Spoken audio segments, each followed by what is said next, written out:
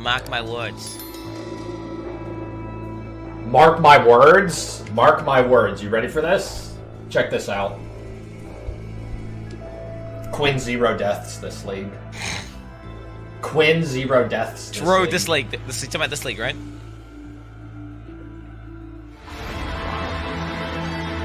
Oh shit! Oh shit! Aspen Gold's on the main Path of Exile stream, dude. Let's go, dude! What? Yes! Oh my god! Oh my! Am I gonna get cancelled out of this one again? I am, right? This is the one that I got. They didn't put my reaction in because I'm a naughty boy. What? An Atlas passive tree? Galenia? What? Oh Oh my god! Whoa! DJ Wait? Shit! Wait, what is that? DJ Wait? Reaction? The banter reaction?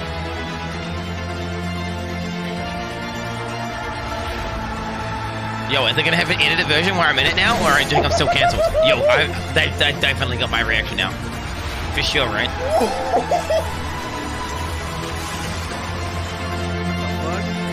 Where's QT reaction? Yes!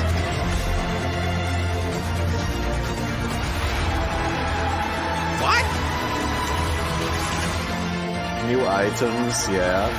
Give me the juice. Atlas wide passive tree. Oh shit, bro. Oh shit. Oh! He's coming. He's fucking coming. Atlas passive tree, fucking huge. Do you see that? It's a lot of reactions here. Oh shit. An Atlas wide. I'm not a dude, yeah, I was a brainless back then and I just haven't updated the video yet, okay, dude? Yeah, okay, like, nothing wrong with, you know, on top of that, it's no good. Influence. You got tri-polar beer. Okay? What the fuck? You know, it's hashtag support small streamers.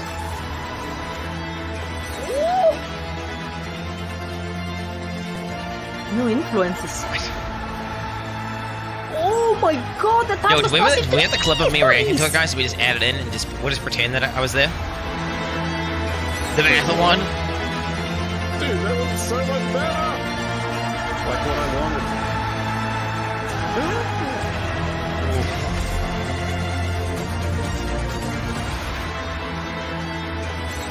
What the?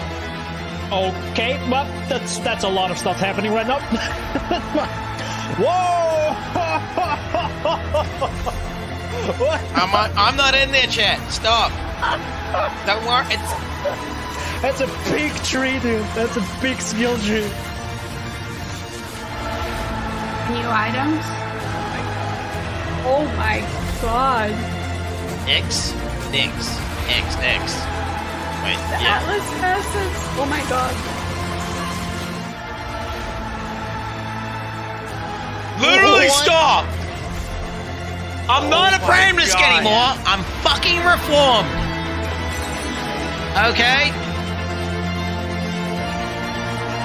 I'll have you know, yeah, Blizzard may have unfollowed me on Twitter.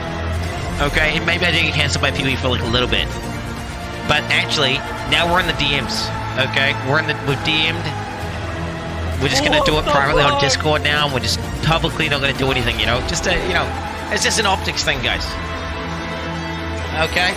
Just an optics thing. What? Alright, nothing. Alright. So probably, yeah, I'm not gonna get any. Shit, man. Valuable new items. Holy shit. Atlas wide passive tree. It's getting reworked, guys. It's getting nerfed. New influence mod.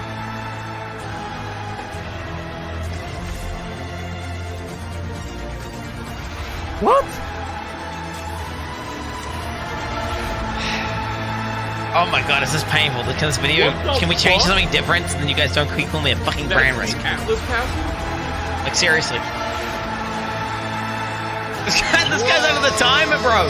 Who is it? Oh, it's JP. Oh, shit. It's JP. Is that a random person? This JP. What? What? What the f is that? Bro, insane editing. Yo, this guy's holy fuck. What the fuck? What the fuck? No, I'm gonna react standing up, I think. I'm gonna react to the initial thing standing up. Atlas-wide passive tree. What? How many of these guys actually play PoE, by the way? Carnage. Can Carnage even comprehend what's happening? Wow. Give us your reaction. Valuable new items. So we fracture it outwards. An Atlas-wide... What? What do you mean an Atlas-wide passive tree? I'm not salty! Chat's spamming! I'm not salty! I'm not so... I don't care, bro! I don't care! I was getting actively cancelled. Yeah, PoE didn't want to put me on this shit. Okay. I'm not salty! Do I look... I'm fucking chilling right now, bro. I'm chilling. What the fuck? I'm reliving it right now, though, so... Alright. It's fine.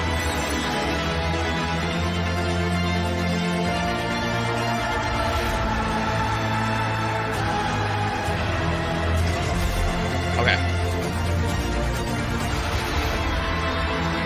Never mind, but yeah, okay. You're looping, chat, you're looping. I think that was really good! 30 seconds to go, my brothers! 30 seconds to go! New melee skills! Rework the This means that we're strikes! saying goodbye to regional Atlas passive trees and hello to a single gigantic Infinite hunger Atlas rework! passive tree. Ah, good old Path of Exile. This new tree has over 600 passives available to Face the PoE kill garnish. 117. Okay, we go. Hi, I'm Chris Wilson from Grinding Gear Games. Thanks for joining us today as we reveal Path of Exile's next expansion, Sentinel, which launches on PC and Mac on May 13th, and on Xbox and PlayStation on May 18th. Twitch drops are enabled for today's live stream, so make sure you follow the instructions below to link your account and earn your Rapture wings. Drops, press F5 and you get drops. F5 for drops. In February, we launched Siege of the Atlas, an expansion that drastically changed Path of Exile's mapping endgame. It removed Atlas regions and watchstones and introduced the gigantic Atlas-wide passive tree and 4 new pinnacle bosses to challenge. One other very important aspect of the new endgame is its modularity. We designed it in a way where it's easy to expand with more content, and that's exactly what we're going to do. Oh! Alongside the Sentinel Challenge League, this expansion doubles down on the best parts of Siege of the Atlas to give you ultimate control over your endgame experience. What? Here's Oh, what you shit. can expect from today's live stream. The trailer. We'll start with the trailer for the Sentinel expansion, and then we'll go through its content and features in detail, starting with how the new Sentinel Challenge League lets you control your level of risk and reward. I like that. We'll then move on to the improvements we have made to Path of Exile's endgame. We'll discuss modifications to the Atlas-wide passive tree, the Monster introduction of modifiers. 20 Atlas Keystone passives, new variations on pinnacle boss fights, and powerful unique items designed by the winners of our Siege of the Atlas boss kill event. Following that, we'll discuss the type of balance changes we're making, or more interestingly, not making in this expansion. We'll then cover what we're doing with magic and rare monster No modifiers, shot. various quality of life improvements, and the full release of controller support for PC players. After showing you our latest supporter packs, I'll head into a live Q&A with community streamer Ziggy D, where we'll answer your questions. Once that finishes, we'll post the expansion's full patch Well, notes. the melee skill rework's coming. There's a lot Look, to cover, so let's roll the trailer for Sentinel. it's in the in-game improvements. Okay, don't worry. We're fine. We're fine. We're fine. Okay. Shh. Shh. Shh. In the wake of your power, something has arisen. Dark sentinels, hungry for a share. Wait, they're evil? But these cruel constructs could be harnessed. Take them bind them to your will.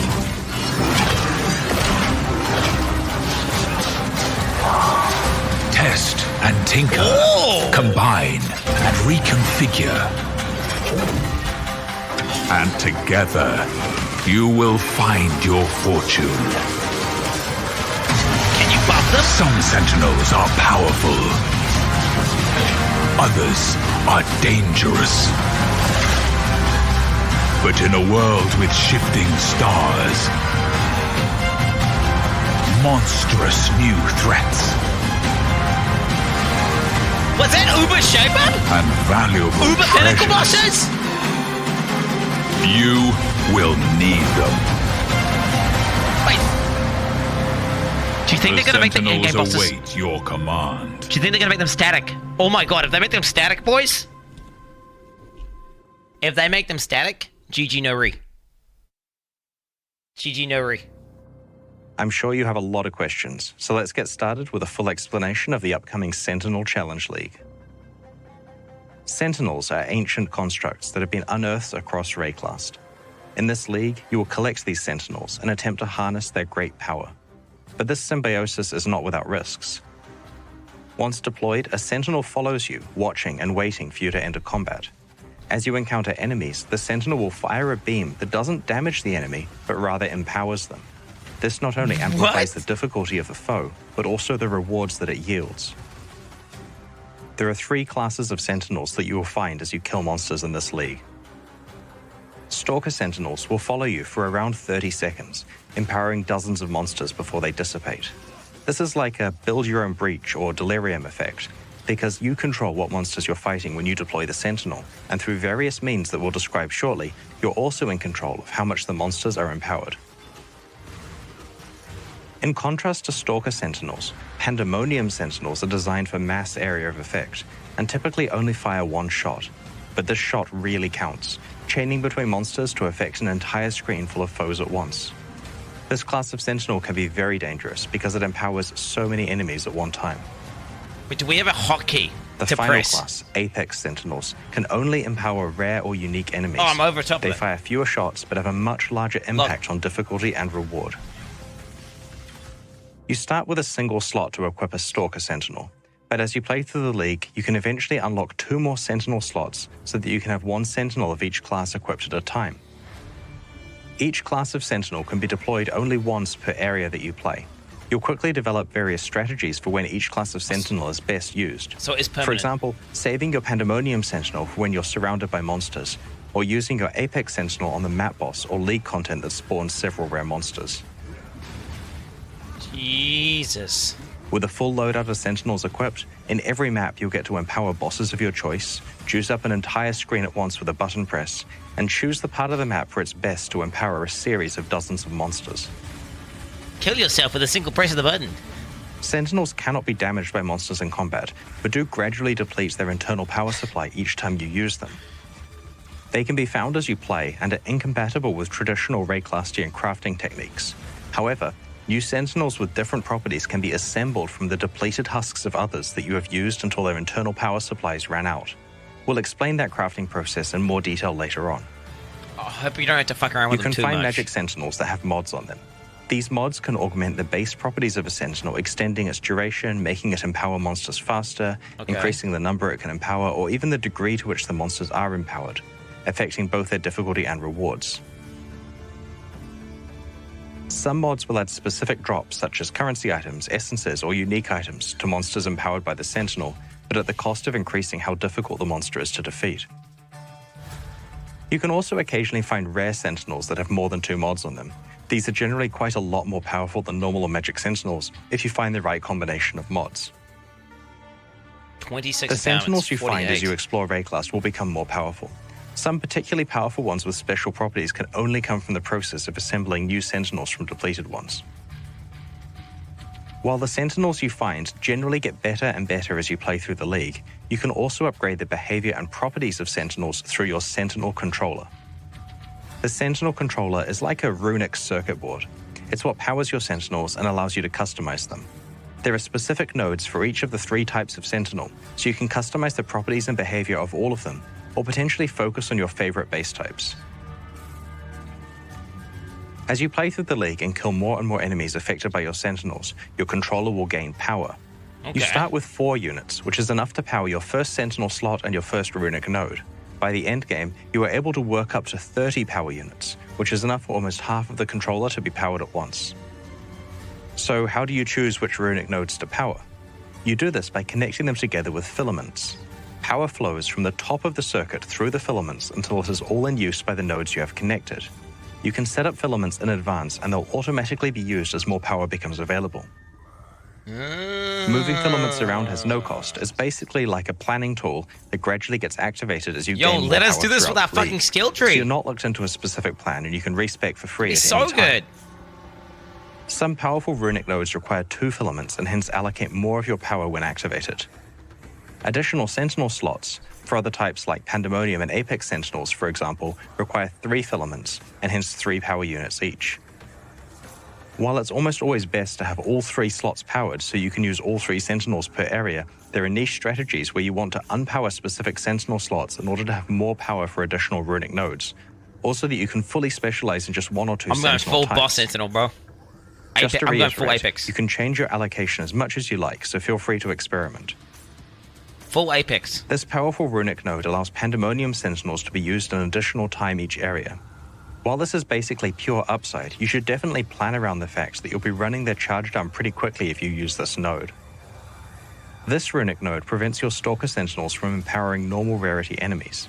While this seems very powerful at first because you'll just be empowering magic, rare, or unique enemies that benefit greatly from the boost of item drops, you should be aware that unless you have a large source of special enemies, you'll be fighting against the flight duration of your Sentinels and will probably want to build around increasing their duration. While the Sentinel controller lets you specialize how the different classes of Sentinels behave, it's generally not necessary to have to modify it for each new Sentinel that you equip. The runic nodes you have chosen represent your overall strategy for each class of Sentinel and rarely need to be tweaked if you swap one Sentinel for another. As you use Sentinels in combat across a number of maps, they eventually run out of charge and will become depleted, but they don't need to be thrown away when this occurs. You can find power cores that let you assemble a new Sentinel with a full charge. This process disassembles 2 existing Sentinels and creates a hybrid of the 2, Do they have with eye their levels? properties combined together. Right-clicking a power core opens up an assembly screen. If you insert 2 Sentinels and click the Assemble button, a new, fully charged one will be created.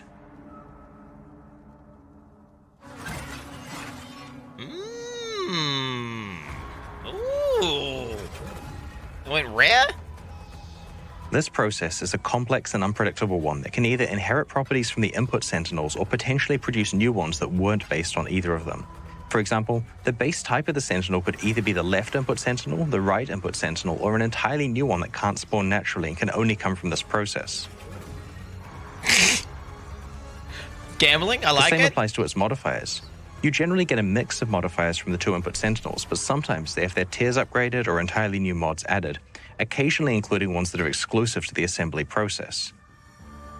The end result is that you're usually getting Sentinels that are similar in function to the depleted ones you have combined, but occasionally mutate in new ways, producing results that unlock more power and possibilities. The best Sentinels in the game will come from lucky combinations of depleted Sentinels that have just the right mods. It's also possible to assemble 2 Sentinels Just directly RNG, into one boys, of the let's many go. valuable unique Sentinels. Destroy an empowering target enemy. Upon affects rewards a powered enemy. Power mods drop 20% more currency. Specialized power cores exist, which influence the assembly process to greatly increase the chances of various interesting outcomes occurring. They don't guarantee anything, but are absolutely worth considering if you're trying to hit unlikely assembly results. You may want to accumulate a small collection of depleted Sentinels so that you have options to assemble that's what I'm gonna together. do. That's where the Sentinel Locker comes in.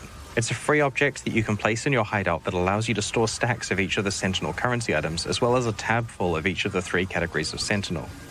You can also store Sentinels in regular stash tabs, and they can be freely traded with other players. Free? The Sentinel Locker's affinity for Sentinels will also work with regular stash tabs while this league is active. As I hinted at before, you can find or create unique Sentinels.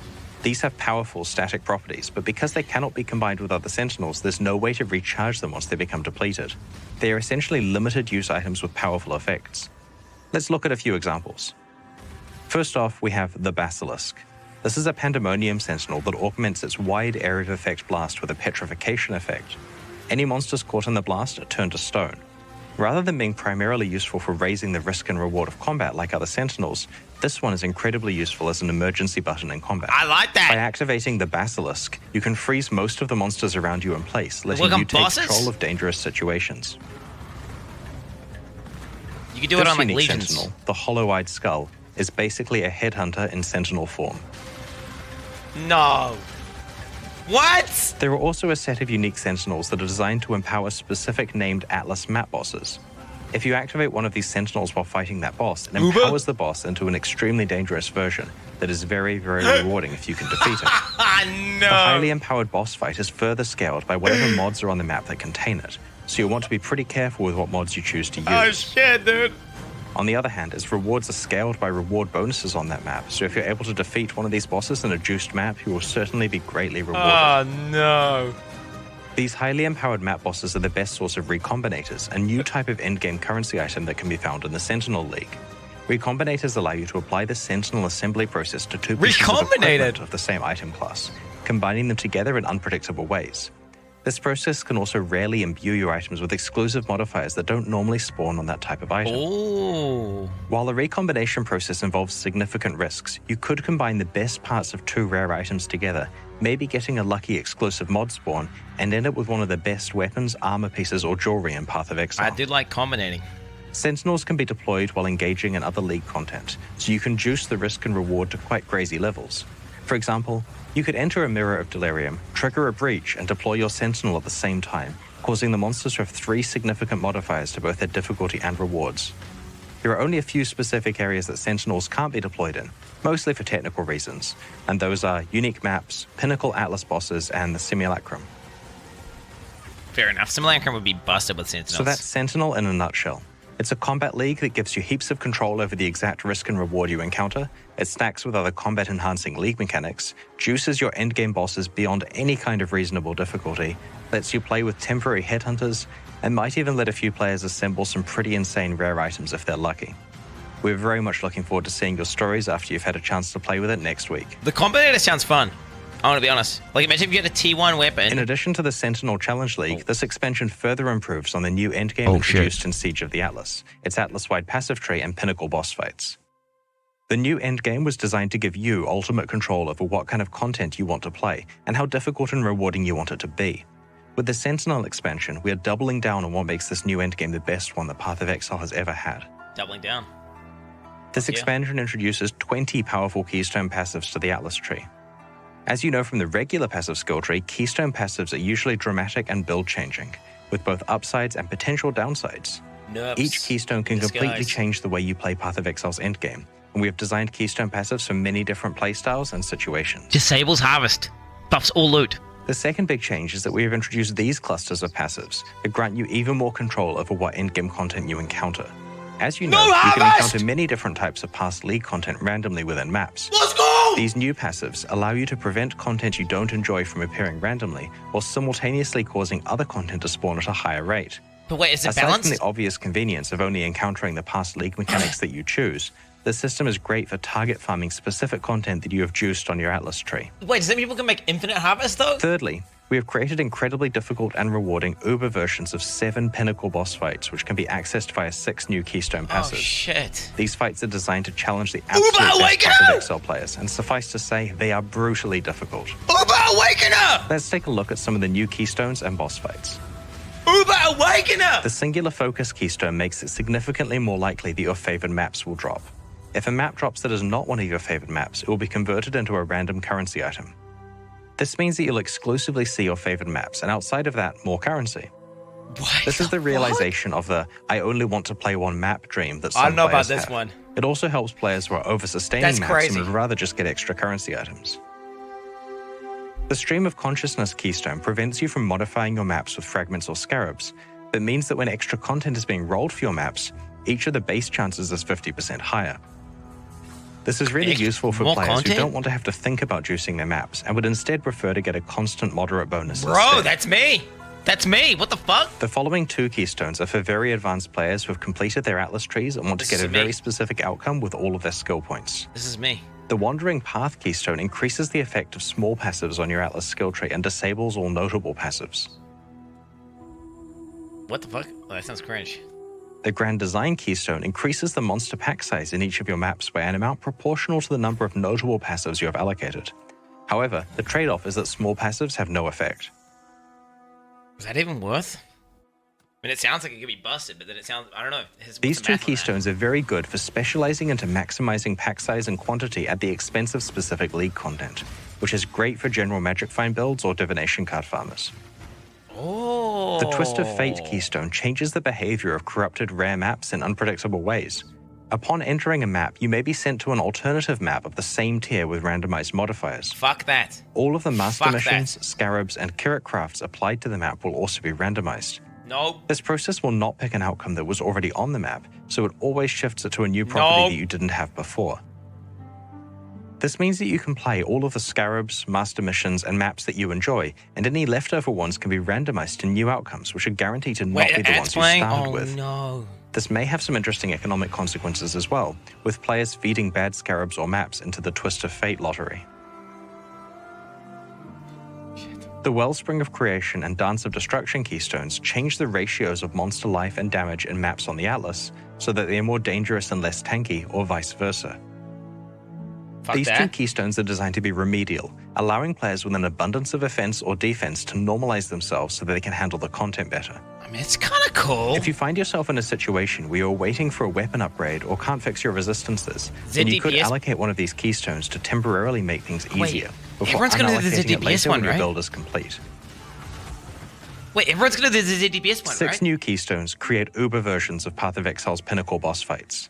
Venarius, Cyrus, the Maven, the Searing Exarch, the Eater of Worlds, and the Shaper and Uber Elder, who I guess is now called the Uber Elder? Uber Elder! Allocating one of these keystones on your Atlas passive tree ramps up the corresponding boss fights so that it is extremely difficult. Like, really hard. Harder than saying goodbye to Zana hard. Only allocate these keystones if your character is extremely powerful and you know you can handle the challenge. In general, the encounter's rules are modified to be far more punitive and difficult. Jesus In return, though, you can earn some very enticing rewards. Uber Each of the Uber fights has an additional high chance reward and a chance of getting a very, very rare chase reward. For example, the Uber Maven guarantees an elevated sextant if you're able to complete the encounter. Very rarely, though, you may be able to earn an awakened exceptional support gem as well, such as Empower, Enlighten, or Enhance. These keystones unlock crazy battles that will challenge our most aspiring players who are deep in Path of Exile's endgame. They add a new level of difficulty for those who want to push their builds even farther than they ever have before. Bro, this is fucking sick! The keystones we have shown you so far are designed around many different types of endgame players. Some glass cannon players struggle with defenses but have no problem with offense. Some players want to just play one map. Some players want the difficulties to be ramped up and to receive rewards commensurate with its added challenge. That's me. The keystones also let you identify a specific reward, type of content, or playstyle and know exactly how you can get the most out of it. There are a number of other new keystones that we'll reveal before release. Like the ones we have shown you today, these keystones require you to consider your endgame plan in an entirely new light. We're very interested to see what strategies you will use to try to conquer the new Uber Pinnacle bosses. Just kill them. Before we get into the new unique items, there are a few other endgame Atlas changes that we should cover. Nerfs. We are removing Vinctar's Square and Doyani's Machinarium from the Atlas of Worlds because they are not natural map drops. You can still get and play these maps, of course, but they aren't counted for your overall Atlas completion anymore. Okay, that's good. Their Atlas passive points have been moved to rewards for defeating the Infinite Hunger and the Black Star. Oh, and reworks? We have rebalanced influence altars and maps. They now feel a lot different than they did in the form they were introduced in Siege of the Atlas. Their downsides now feel more impactful and they have more diversity of rewards, including new rewards. The intention is to fulfill the original design goal of having an ultimatum-like choice about whether you want to accept additional challenge for additional reward. We've added better Atlas tree support for them, including 2 keystones that can affect them. We've also rebalanced the drop weightings of the new Pinnacle Atlas bosses, changing the relative drop weightings of their unique rewards and making them more likely to drop Eldritch currency. Okay, that's cool. That's good. Currently, in Siege of the Atlas, Elder and Shaper Scarabs are basically worthless because their influence is worse than the free influence you can get from the Eater of Worlds and the Searing Exarch. True. In Sentinel, you can now apply multiple types of influence to one map, so you could have Eater of Worlds influence alongside a Shaper or Elder Scarab on a Conqueror map. Christ. Together, these three influences combine to have a very large effect on that map, and this will make Elder and Shaper Scarab significantly more desirable. What the fuck? The start point of encountering Shaper, Elder, or Conqueror influence and influence items has been raised to level 81 areas. We've also fixed an issue that was causing some players to skip playing most of the contents of maps. On the lower half of the Atlas passive tree, there were a lot of small skills that granted a 2% chance for the map boss to drop an additional map. This meant that it was possible to sustain maps by rushing to those bosses and ignoring every other monster in the map. We have retained the overall bonus, but have changed it so the map drops from a random monster within the map rather than the boss. I like that. That's good. I mean, we're also addressing an issue with the way that you acquire Maven boss fight invitations. Currently, it's possible that you get hit with a bad streak of RNG and haven't found an invitation by the time you have enough bosses witnessed. You can now purchase these invitations from Kirak for a moderate price if you need to. Oh, well, that's nice. That's nice. I like that. At the launch of the Siege of the Atlas expansion, we hosted a competition that saw players racing to be the first to kill Path of Exile's pinnacle bosses in hardcore solo self-found mode. The main prize for doing so was the ability to collaborate with us on the design of a unique item that would drop from a boss in Path of Exile's endgame. 5 of these uniques have been designed so far and will be featured in this expansion. The 6th one will be released once the winner has time to design it, very likely in 3.19. Wait, is that steel? Call of the Void is a new cold-themed ring that was designed by Lighty and will drop from the Uber Elder. It causes all damage to chill and causes chilled enemies to shatter on death, as though they were frozen. On top of this, chilled enemies deal less damage back to you based on the magnitude of the chill affecting them. The only drawback is that all incoming damage also chills you, but there are many ways to mitigate this, and in some cases it's beneficial to builds that utilize self-chill as part of some crazy combo. This ring is useful for a wide variety of different endgame builds. That's that lab running build, right? The Giga Movement Speed Echoes of Creation is a new unique helmet, also designed by Lighty, which will drop from the Shaper. It's designed for builds that use Warcries and grants an extra use before cooldown to Warcry skills that are socketed in the helmet. It also grants more damage to exerted attacks based on the number of Warcries affecting them, but causes you to take damage when you use these attacks. The self-damage number looks really scary, but it can be mitigated by various mechanics such as armor, endurance charges, and life recovery. This powerful niche helmet is ideal for characters that try to use as many Warcries as they can. I don't know, dude. Is that going to be good gameplay? The third Lighty unique being introduced is the Burden of Truth, a unique belt which will drop from Cyrus. Broadly speaking, this belt encourages you to have healthy energy shield and life pulse and helps you to achieve this by granting you additional energy shield based on a percentage of your maximum life value.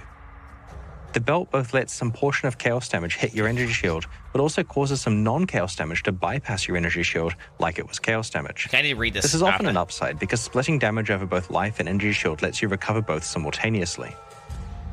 The Supreme Decadence Keystone that this belt grants, which is previously restricted to timeless jewels, causes your life flasks to apply to both your life and energy shield at a reduced rate. Overall, this belt is extremely powerful for characters who can build to have a decent energy shield pool while also using life flasks appropriately. Sounds pretty cool. The 4th new item that we're featuring today was created by Waggle. It's an amulet called the Eternal Struggle, which will drop from either the Infinite Hunger or the Black Star. The amulet has a pair of Eldritch mods, and the one that is dominant will be based on which of the bosses dropped it. The dominant mod also controls whether the amulet gives a Malignant Madness or Culling Strike bonus. You'll need to work out which of the 2 bosses to farm based on which half of the amulet you want to activate. The final unique we're showcasing today was designed by Steel Mage. It's a unique jewel that drops from the Maven. The jewel refers to a random keystone on your passive skill tree and enables you to be able to allocate passives within a radius around that keystone without them being connected to the rest of the tree. While the keystone itself cannot be allocated, this jewel allows you to jump across great distances on the passive tree in a very skill point efficient way. What the fuck? In addition to these uniques that have come from the boss kill competition, we have added new unique items to the Uber Pinnacle boss fights that can be accessed through some of the new Keystone passives. These include a different variation of Thread of Hope that can drop from Uber Cyrus, a new unique jewel which can drop from the Uber Shaper, and special Forbidden Flame and Forbidden Flesh jewels which can roll exclusive Ascendancy notable passives that are not available anywhere else in the game. What? You'll notice that our last endgame expansion was just 3 months ago, and we're already extending the endgame even further. This is our plan for every expansion leading up to the release of Path of Exile 2. Big dick. Rather than having a much bigger annual expansion, we plan to add as many endgame improvements into each quarterly expansion as we can, I like it. alongside its new challenge league, so that there are new challenges to overcome every time you come back to Path of Exile. One of the subtle but important aspects of our plan is to keep adding powerful new chase rewards to Path of Exile's endgame, so that there are always new reasons to complete aspirational content. The boss kill competitions are great because they not only create these rewards, but also immortalize the achievements of some of Path of Exile's best players. We're going to run another boss kill competition at the launch of Sentinel. This time, players will have to defeat the Uber versions of boss fights that are unlocked by the special Keystone Pass. Yo, that's gonna be We'll mood, post more bro! information in the lead up to Let's release. go, bro! Let's go! We're going to try something new with character Uber balance in this bosses! expansion. We're intentionally making no changes to character power. That means no nerfs, no buffs, nothing. Every single build and build guide made for Siege of the Atlas will work exactly the same in Sentinel. You can start planning your league starter Wait, new right skills now though. with full confidence about exactly how it's going to play. Wait, new skills though? However, build exploration is still required in 3.18. Sentinel introduces many difficult challenges, both in the Challenge League itself and in the endgame content. And you're going to have to work out a plan to create characters that are able to handle this content.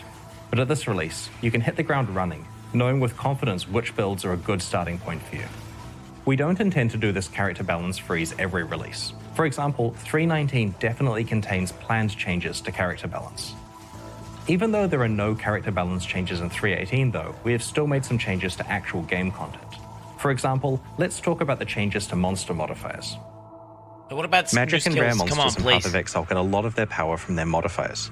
We came up with the majority of the monster mods over a decade ago, and only substantially added to them with the introduction of the Nemesis and Bloodlines leagues in 2013 and 2014.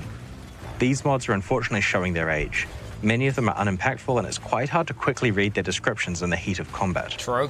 What we need is a new set of mods that are highly impactful in combat, keyworded Telegraphed. with 1 to 2 colored words that are easy to read at a glance, and capable of producing dangerous combinations.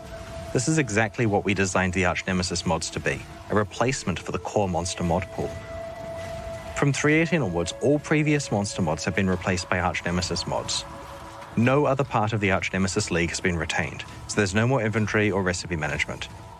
Nice. Magic monsters have 1 Arch Nemesis mod Wait. shared across their pack. They can't have the ice and rare cage thing, monsters can they? typically have 2 mods. However, it's possible to encounter rare monsters with 3 or even 4 Arch Nemesis mods Wait. on them. Combinations of multiple synergistic mods can create quite interesting situations Wait, in they're gonna combat. disable my leech For randomly? example, if you encounter a monster with both Storm Strider and Ice Prison, the Ice Prison may block you off so that you are more likely to run into the lightning mirages from the Storm Strider mod. No! We've done a balance pass over the Arch Nemesis mods before making them core. Some have certainly had their power reduced, particularly when applied to magic monsters. I'm logging out the We've second also I see changed that how ice monster prison. experience and drops are calculated, so it's now far more about the difficulty of the mods than about the proportional size of the monster. Various Nemesis and Bloodlines modifiers that were not represented in the Arch Nemesis mod pool have been added in different ways.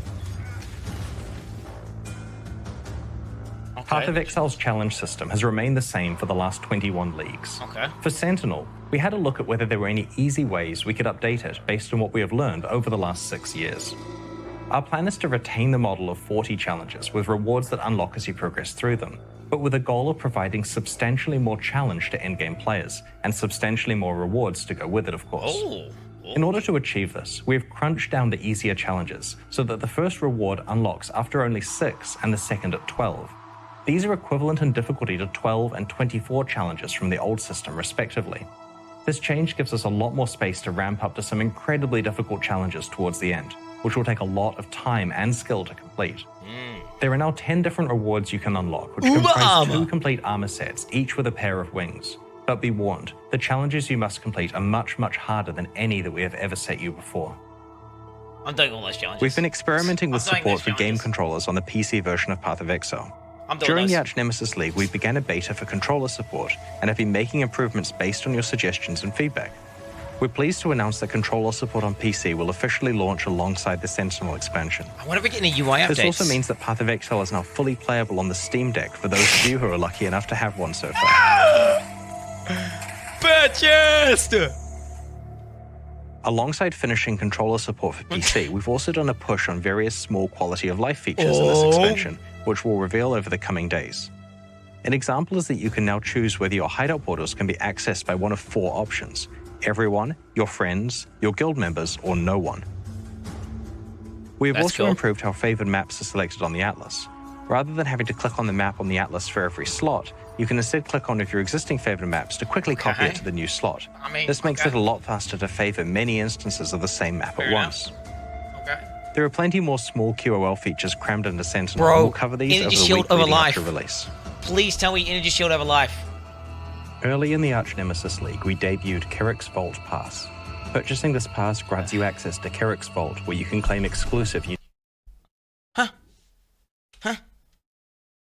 The Arch Nemesis League is only available for a few more days and will leave the store forever when this league ends. There's no penalty for purchasing the pass late in the league after you've wrapped up your map completion. So if you are pleased with where you got to in Arch Nemesis and want to lock in your unique skins, it's not too late to buy your pass now. You can still Thank you to everyone who unlocked Kerrick's Vault. We had a lot of fun putting it together and trying to think of fun ways that unique item skins can interact with gameplay in a visual way. The purchases directly fund development of both Path of Exile 1 and 2. A brand new Vault Pass will launch alongside the Sentinel League. Like the previous one, there are 8 exclusive unique item skins that can be unlocked as you complete map bonus objectives. We'll post full details on these new rewards closer to launch. Vault Pass V2, baby. To Let's buy go, either the Arch Nemesis Pass now, before it leaves the store forever, or the Sentinel one when the expansion launches, go to pathofexile.com/vault. Oh shit, bro. Alongside today's livestream, we're launching 2 new series of supporter packs, no new the skills? Arcanist and Reaper packs. Each tier contains the pack's full face value in points, plus several exclusive microtransactions. These packs are only available during the Sentinel League and will leave the store forever in 3 months. Every microtransaction you're about to see is entirely cosmetic and does not affect your character's progression or power. The Arcanist pack series contains 7 exclusive microtransactions. The Cloak of Elements indicates the power of your fire, cold, and lightning resistances on your back. When a resistance is capped, the effect is extra strong. That's cool. That's pretty cool. While wearing the Ring of the Black Star, your level up effect looks like this. That's pretty cool, okay. In the Timekeeper's hideout, you can use the Chronosphere to change the time of day from dawn to noon to dusk to night. That's pretty cool. That's cool.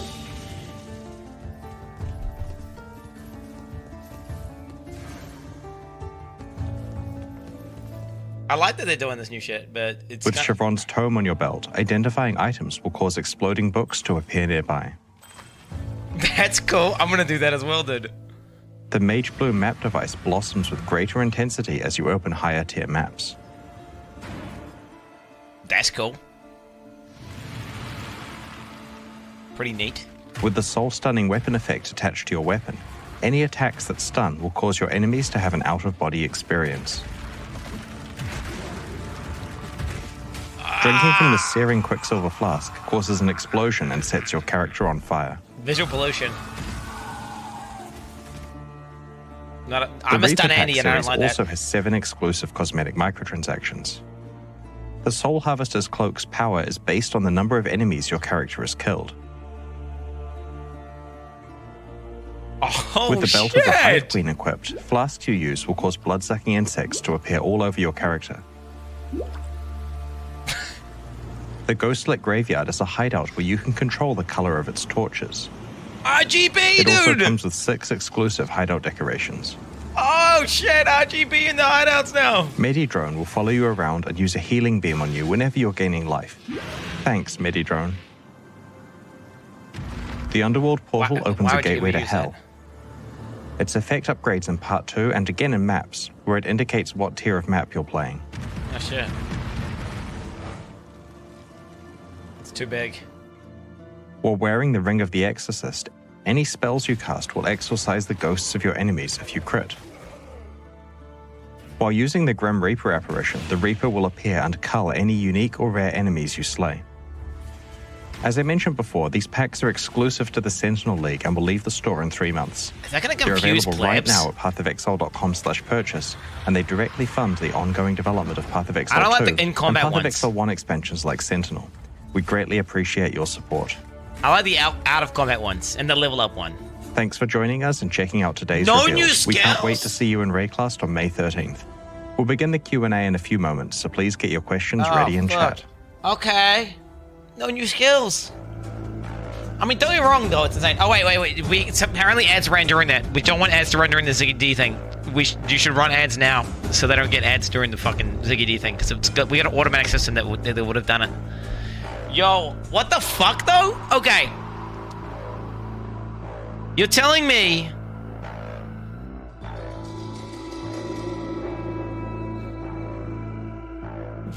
Wait, 2 leagues in a row with no new skills. It's just... Maybe they've run out of ideas for skills. Have they ran out of ideas for skills?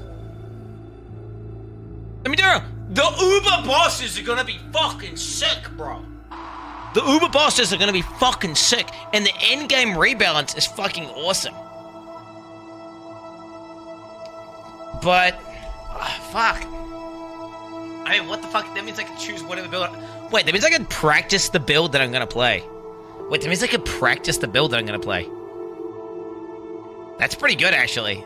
Wait, that's actually pretty good, because it means I can really prepare for this league. I have literally zero excuse to not start pressing. Chat, this is the PoE arc. Do you understand me? This is the PoE arc. The next 7 days, preparation for the league. I'm gonna pop the fuck off. We're going top 100. Fuck that, top 10, bro. We're going top 10. Easily. Non-meta build. Straight facts on a stack. What should my goal be, though? Oh, fuck. How can you lie so easily? Wait, no, it's not lying. It's not lying, though, dude. What do you mean? No, I'm gonna literally prepare, bro. Do you know how many leagues I've actually prepared, dude? I literally have not even prepared. I've literally not even prepared, like, a single league in the longest time. Fuck, man. Wait, am I cooked? I feel like a privileged little bitch. Like, feeling, like, all these insane things were just announced, but I'm, like, thinking, oh, man. No skills. I came to expect skills because they kept adding skills in every league, and then they just stopped adding skills in, and now I'm like, it was just one of my favorite things. Subathon for PoE. What, subathon for this PoE? Nah, you don't want to spam subathons, right, chat?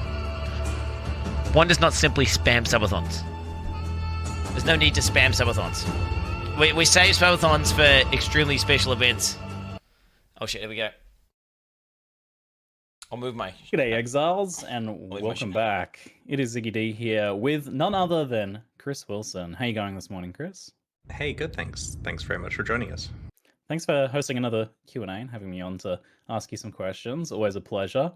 I think we have to straight away jump into the last part. This is completely different to my planned order of events here, but does the Medi drone actually heal you? People almost obviously like, not. Oh no, it's just an effect that shows when you're getting healed from flasks and stuff, which you can see in the UI already, but this is just a different way of seeing it visually, and that's a theme for a lot of the new microtransaction, is trying a new visual twist on showing information that players already have access to. Yeah, you guys are kind of stepping it up a little bit there. Although I have to say I wasn't really a fan of the blood-sucking insects one. Why would I pay money for that? That's horrible. I reckon it's going to be low-key quite popular, because what's going to happen is the packs will eventually go off sale, people will have it, and they'll forget about it, and then you'll see someone covered in insects and think, what is happening? No, that's my least favorite thing. Thank you. Okay. So I thought we'd kick things off actually with Sentinel first. And I wanted to ask what inspirations led to us having a cute little drone league this time around. Don't cringe at Ziggy, not to make them too cute. So our motivation here was that we wanted to have a combat mechanic that was kind of like a build your own breach kind of thing. Something where you can take combat with you and it doesn't interrupt the flow of gameplay. You know, normally when you're playing like Breach or Delirium, there's a point in the map where we say now it's time for there to be some dynamic combat stuff. And so here we thought, what if we make a mechanic where several different times during a map, the player can choose the right time that they get to deploy their Sentinel and have juiced up combat for a while. Does a design like this happen with where you come up with the idea first and then the mechanics of it follow on? Or do you have we want to do this mechanically, try and come up with a theme for this? We came up with mechanics first. In this case, the goal was to have something which tags monsters around you, making them a lot harder and more rewarding. And then from there, we realized we can have complicated mods on this. And it actually started off with a bit of an organic theme. Like our initial random idea, thrown together on a Saturday was that this was some kind of growth on the character that projects something at the monsters. And that's actually why. So computer scientists in the crowd will notice that the method we use for combining Sentinels is very similar to genetic programming, the concept of taking some properties from one, properties from the other, and having a chance of mutation. And that analogy worked well with the organic side, because you're kind of breeding these growths or whatever, but it ended up working a lot better, in terms of understandability, to have Sentinels that follow you around. And the analogy for creating new ones there is that because the power is depleted, you need to create a new one around a power core, and you don't really know how the Sentinels work. Because they're ancient technology. So you're kind of putting it together the best you can, and that's why you get a combination of properties and also some random quirky mutations occasionally. Nice. I prefer this approach, I think, for a few reasons, but I'm interested in this idea of fantasy technology, ancient lost technologies that are more advanced. That's a theme I love, and it's something that Path of Exile's been doing more and more over time, this sort of ancient, otherworldly, or esoteric technology. Has this always been a plan for PoE's world building, or is it something that's evolved over time? Well, there was a bit of it there from the beginning with the Val, right? They're a civilization that clearly has a lot of interesting stuff going on that predates what the player is currently doing by thousands of years. And so we'd established the fact that they have stuff like floating machines already. Now, of course, the Sentinels are not Val technology. They're something else that players might be able to piece clues together about. But yeah, we feel it's established that there is ancient technology that's honestly a lot more powerful than what's going on in Rayclass currently. It's sad when ancient technologies like automatic doors are lost. Too bad. Maybe we'll rediscover such technologies one day. It's about the weight of the door. Oh no. Quote. Perfect. So how much harder do the Sentinels make enemies, and in what ways do they make them harder? I wasn't really clear on that watching it. So they make combat harder in several ways. From your point of view, the monsters that when they attack you, they're doing damage and more stuff, and when you attack them, they're harder to kill. And this honestly varies a lot depending on the rarity of the monster. With a normal monster, which obviously has very low life and damage to start with, they're buffed a lot more percentage-wise than a rare or unique monster. So if we're applying, I don't know, this is me picking a number out of the air, a 400% buff to a normal monster, we're certainly not applying a 400% buff to Katava. And it's in a way similar to Delirium, it's similar types of scaling. Now, this also depends on the type of Sentinel. For example, the one that empowers the entire screen, the Pandemonium Sentinel, it has a bit less of a buff than the one which is specifically there to target specific monsters, or the one which is a little bit slower at targeting ones, the Stalker Sentinel. And all of this is captured in that empowerment arbitrary number that's scored on the Sentinel. And this is just a number, it doesn't directly correlate to a percentage the player can understand, but it is used internally at different scaling amounts depending on what type of monster it is. Generally, more empowerment equals more damage reduction, and of course better rewards. Now, the key thing about this is that we've tried very hard to make sure that empowerment is given to you proportional to any extra bonuses and stuff you're getting. So it's like with maps where you get pack size and quantity and that kind of thing as you put harder and harder mods on the maps. The same thing is true for your Sentinels, that as you make better and better ones, they'll proportionally get better empowerment to go with it. Okay. I like the idea that this is ancient lost technology we don't understand, and also the mechanic is a little bit obscure as well. Was that kind of intentional? We especially don't want people understanding how the combination process stuff works, but yeah, the general rule is Sentinels give you the opportunity to make combat a lot harder than normal, and in return you'll get rewarded. And there are some cases where the rewards double dip, which are quite interesting that I can talk about. People sorting through the game code to better understand mechanics like this has been a thing for as long as Path of Exile's been a thing, but how do you design something like that then that manages to keep some level of obscurity in a system like this? Well, from a crafting point of view, the rules are all server-side, so we can come up with complicated random things on the server and hope people can't reverse engineer it. On the client, though, I believe there's nothing that they can reverse engineer that will relate to this damage stuff, so we pretty much get to make big spreadsheets on our end, implement it to do that model, and try as much as possible to make sure that players are rewarded for any additional difficulty they have. We don't want a situation where you get a bad Sentinel that's making combat harder and not giving you something for it. And so every bit of additional difficulty will give you additional item quantity, rarity, and experience, notwithstanding any of the other bonuses you get to item drops. I find that like balancing point of like the obscurity versus players like if something is learnable, then players feel like they maybe have to learn it as well, whereas the opposite is true as if it's unlearnable in an extent. But at the same time, you have to think about whether players can sort of still engage with the mechanic and feel like they're having some level of control over it. Do you think there's like a level of player control here? Well, we want to make sure that people understand the core principles of it, even if the actual math behind the scenes is intentionally obfuscated. And the principle here basically is, it's like with other things that juice the combat difficulty is, juice it as much as you can, but not too much, otherwise you'll die. And so there's an extreme level of player control here for a few reasons. Firstly, you choose when to deploy a Sentinel in the map, and which Sentinel to deploy. Secondly, you choose which Sentinel you're using, like what mods it has on it. Are you using a unique? Are you using just a regular magic one? Or regular normal or magic one? Have you managed to find a rare with good mods? You have your entire Sentinel controller to spec how you want. And if, for example, the Sentinel combat is too hard, there are ways in your controller to spec more in the direction of rewards and less in the direction of empowerment. And of course, respecking there is free, so it's relatively easy to dynamically adjust the difficulty, so it's never too hard for you, and you're just getting constant rewards from it. You're going to have to constantly respec every time you go to do bosses, How though. much is this affecting the reward, then? Since we're juicing up these monsters? The empowerment that affects difficulty also proportionally affects item quantity, rarity, and experience. And you can also get these additional reward icons on monsters. You'll notice in the footage, when the Sentinels empower monsters, occasionally you see like a currency icon or something appear above them, or a unique icon. Now, it's worth noting, there's a base level of monsters giving out these reward icons, of Sentinels giving out these reward icons. So even if you have no mods on the Sentinel and no specking into anything fancy, you'll occasionally get reward icons. But there are lots of mods that will give you additional reward icons a percentage of the time. Now, these mods are factored into the empowerment number, so it double dips where because the mod is on the thing, the monster is slightly harder, which means that it stacks more rarity and quant as a side effect.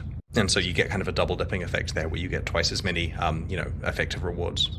Double dipping. How often do Sentinels drop, and where do we get them?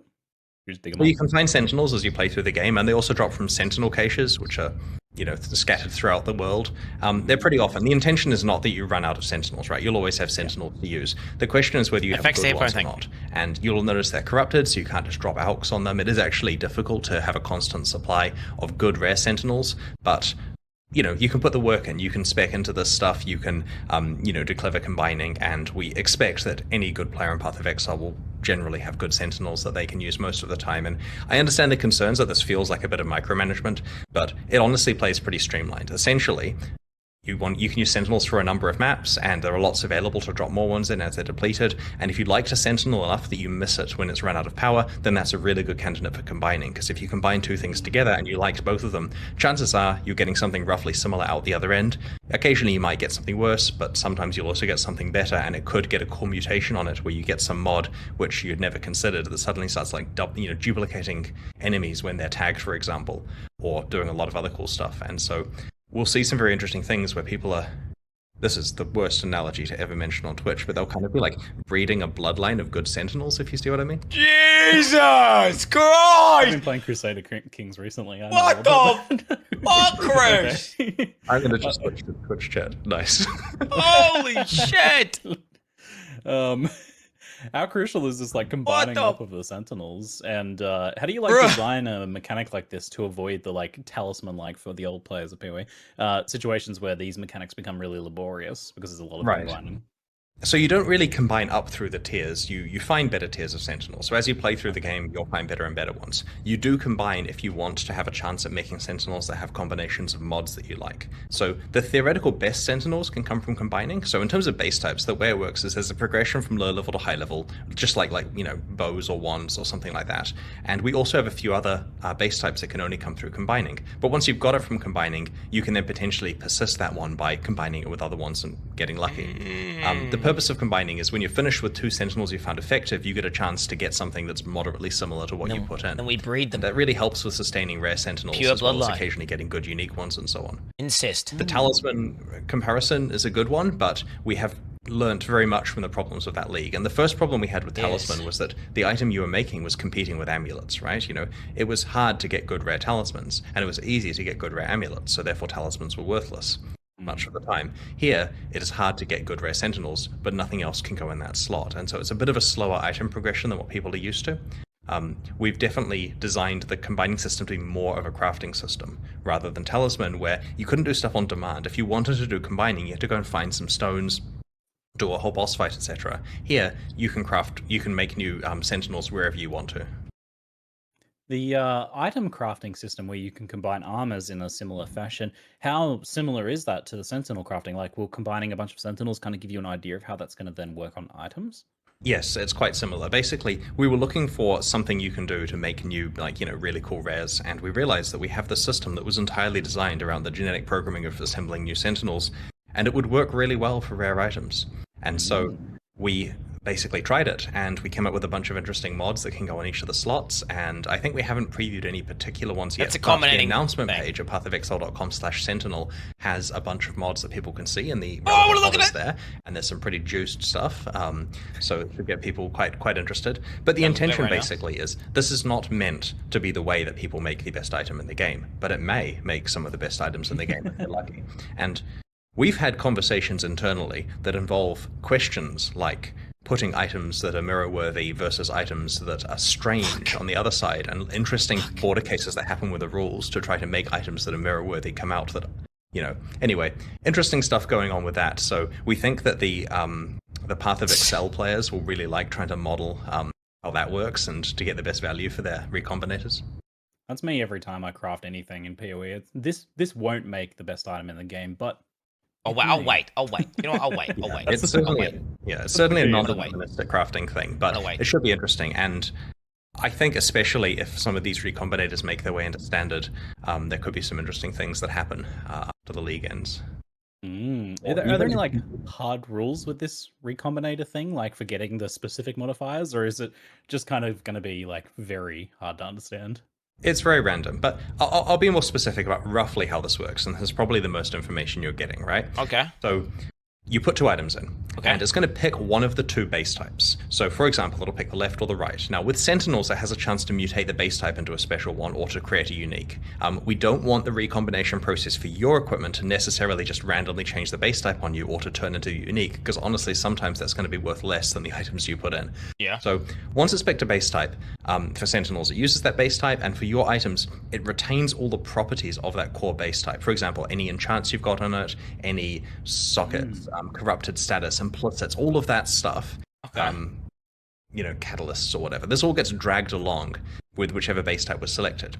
Then for the explicit mod selection, it basically puts everything in a pool and selects some subset of it. So you get some mods from one of the items, some mods from the other. Sometimes you're unlucky and get way fewer mods than you started with. Sometimes you're lucky and get a whole bunch of good ones you liked. Then there's a chance for various things to occur, like it randomly tinkering with the tiers of the mods or re-rolling values. And of course, it can add special mods, basically the mutation outcomes from a special pool. And that's where the really good Sentinel stuff is. You really want to get that available in the pool of stuff that you're combining, because then you get some really, really powerful Sentinels. Obviously, relatively optional, of course, the Sentinels work well without those mods, but they're a lot more powerful with them. And the same is true for regular rare items. If you are doing this basically recombination lottery, you get the ability to get, keystones on body armors and that kind of stuff, which could be pretty useful for some builds. Fun. That does sound like a lot of fun. Back to gameplay on Sentinel for a little bit. It's easy to understand. What's to stop players from using a Sentinel on a boss right before it dies to subvert the challenge? Right, so basically when a monster is empowered, it is fully healed. And most of the time, Sentinels empower monsters before you get a chance to get to that monster, and so there's no problem whatsoever. If you were to, try to cheese a boss down to low life and then bring your Sentinel out, then yes, you do have to fight it again. It's worth noting, by the way, one of the pieces of consistent feedback we've had internally when people first see our promotional material before they've played the league is they say, well, with Path of Exile clear speed what it is, this is going to be so lame because the Sentinels are slow at tagging monsters and therefore I have to wait for them all the time. I was thinking that. When they play the league, they realize it's very, very easy to spec into a Sentinels are very fast at tagging monsters and chain through monsters, and you get multiple beams, multiple chains, lots of tagging speed. And generally speaking, we've tested on very fast map characters, and if you spec correctly, there's no problem whatsoever with the Sentinels staying ahead of you. And of course, you have ones that hit a whole screen at once. The other thing to note is... That's going to be a problem for me because I clear so fast. This is something that we didn't really emphasize there. Sure. The Sentinels tag up to a specific number of monsters. So this means the one that tags a whole screen, you don't need to go and grab the entire map. You don't have to have this lame playstyle where you pull the whole map to one place and then hit go to get everything tagged. It does have a limit. And this also means that as long as you're killing fast enough and the Sentinel's tagging stuff fast enough that you use its full limit, then it doesn't really matter if it misses hitting a couple of monsters due to you being so OP, because you'll still get full value out of that Sentinel. Okay. How does co-op work in Sentinel? I'm always interested in this question. So basically with co-op, we've tried really hard to make sure that it doesn't penalize players. Both players can use their Sentinels in a map. A monster can only be tagged by only empowered by one Sentinel at once, but they can tag more monsters in an instance. When we're doing leagues, we try very hard to make sure nowadays that you're not in any way penalized for being in a party. So technically speaking, yes, playing in a party would let you tag an awful lot of monsters. Yeah, that's I thought it would only be like the map creator or something, but I like that a lot more. Busted in team briefing opportunities where, like, your guy you're playing with is waiting to tag the map boss with an Apex Sentinel, so you just hit your Pandemonium one faster than him and just tag the map boss really quickly. This is immediately what comes to mind for me. That's fine though, because like if you're playing in a party, you should be like trying to work together, and if you're not, well, are you sure? My first experience with multiplayer Diablo 2 was we were killing Duriel in a public Battle.net game. This is back like 22 years ago, and I'm playing an Amazon. So Duriel dies, drops Worm Skull, grab it as fast as I can, and the Necro says, "Who got that?" And I say nothing. So that's the history. What a rat, Chris! Okay, yeah, that's fair. Jesus! Well, that's why we have being able to kill each other at the bandits. Honestly, yeah, it's nice for there to be some sharp edges occasionally. Yeah. The bandit one's always like such an easy thing to forget as well. Yeah. And chat's right, this is ninja looting, not scamming. We didn't know he wasn't helping me with Duriel, I was helping him. It's very different, okay. He was in the moral right. First and first with league mechanics like this, when they're itemized in some way, it inevitably comes up. You have to make a decision about whether they're tradable or not. Mm-hmm. So what keeping things tradable is often much more in the spirit of Path of Exile, I find. We've sometimes seen this actually makes players less willing to use the mechanic themselves, like for Expedition, for example, where people were selling all of their currency instead of using it. What goes into the decision to make something like Sentinel tradable? So, in general, tradability is preferred, especially when there's other forms of progression. Like in Arch Nemesis, the mods that you had were your progression. And so if we made those tradable, then you could literally skip the league, find some exalts, trade them for the ability to do the hardest Arch Nemesis content. Here, because you have your Sentinel controller, which powers up as you kill empowered enemies, you do actually have to engage with the league to progress with it, and therefore tradability is totally fine with the items in it. We also wanted to make sure with the combining system that players are able to trade for Sentinels that will combine well together, right? You know, there's one of those things where if you look at your pool of Sentinels and realize you don't have a good combine available, but you have a couple of Chaos Orbs spare, maybe you trade for something amazing and try to, something that's been depleted and try to combine it with something that you liked. This also means that once you've finished with a Sentinel, like let's say you don't like combining, you just want to play with your Sentinels, you can take the ones that were good and rather than combining them, you can trade them to other people to get some currency that you can use to buy potentially full Sentinels or actual items you want to play with or maps or whatever it is you're looking for. Like creating cyberpunk scrap merchants now. That's fun. Great. Trade. Lots of people are asking about Headhunter with the Arch Nemesis mods now. How is Headhunter working now with this change? It's just the same as before, right? Yeah, you steal the mods and then you're powerful and then we cry. Hopefully it results in a nerf. Also, because you mentioned it earlier, everyone's asking about Ultimatum as well. I know that Bex answered this question recently, but for anyone who may have missed that, what's the news with Ultimatum? We have a specific plan for Ultimatum, and we like this plan, and it's cool. And it's honestly cooler than the plan of let's just bring it back next league or something. And so we're going to do the cool plan, but that means you're not going to see Ultimatum for a little while. And I can't give any more information out. So yeah, no Ultimatum, but it's not just being ignored, right? And we have an awesome plan for it. You're teasing the Ultimatum fans because you keep looking at mechanics and being I like just that like one. Ultimatum. That one's good. The good news is the Alter stuff in its current form will feel a lot more like Ultimatum, right? So they get to go down. Oh shit! Yeah, that's good. Ultimatum was good. It was better than Ritual League. Ritual League's still in the game. We have apparently a lot of questions from chat. Okay. Ultimatum's like the better version of Ritual. Well, HD, will there be any raw currency to refill the Sentinels? Just like if you have a good one, you just want to straight up recharge it. We don't have any raw currency that does, but you will be going through quite a lot of Sentinels, and this is intentional. And to be completely honest, I'm going to explain this, right?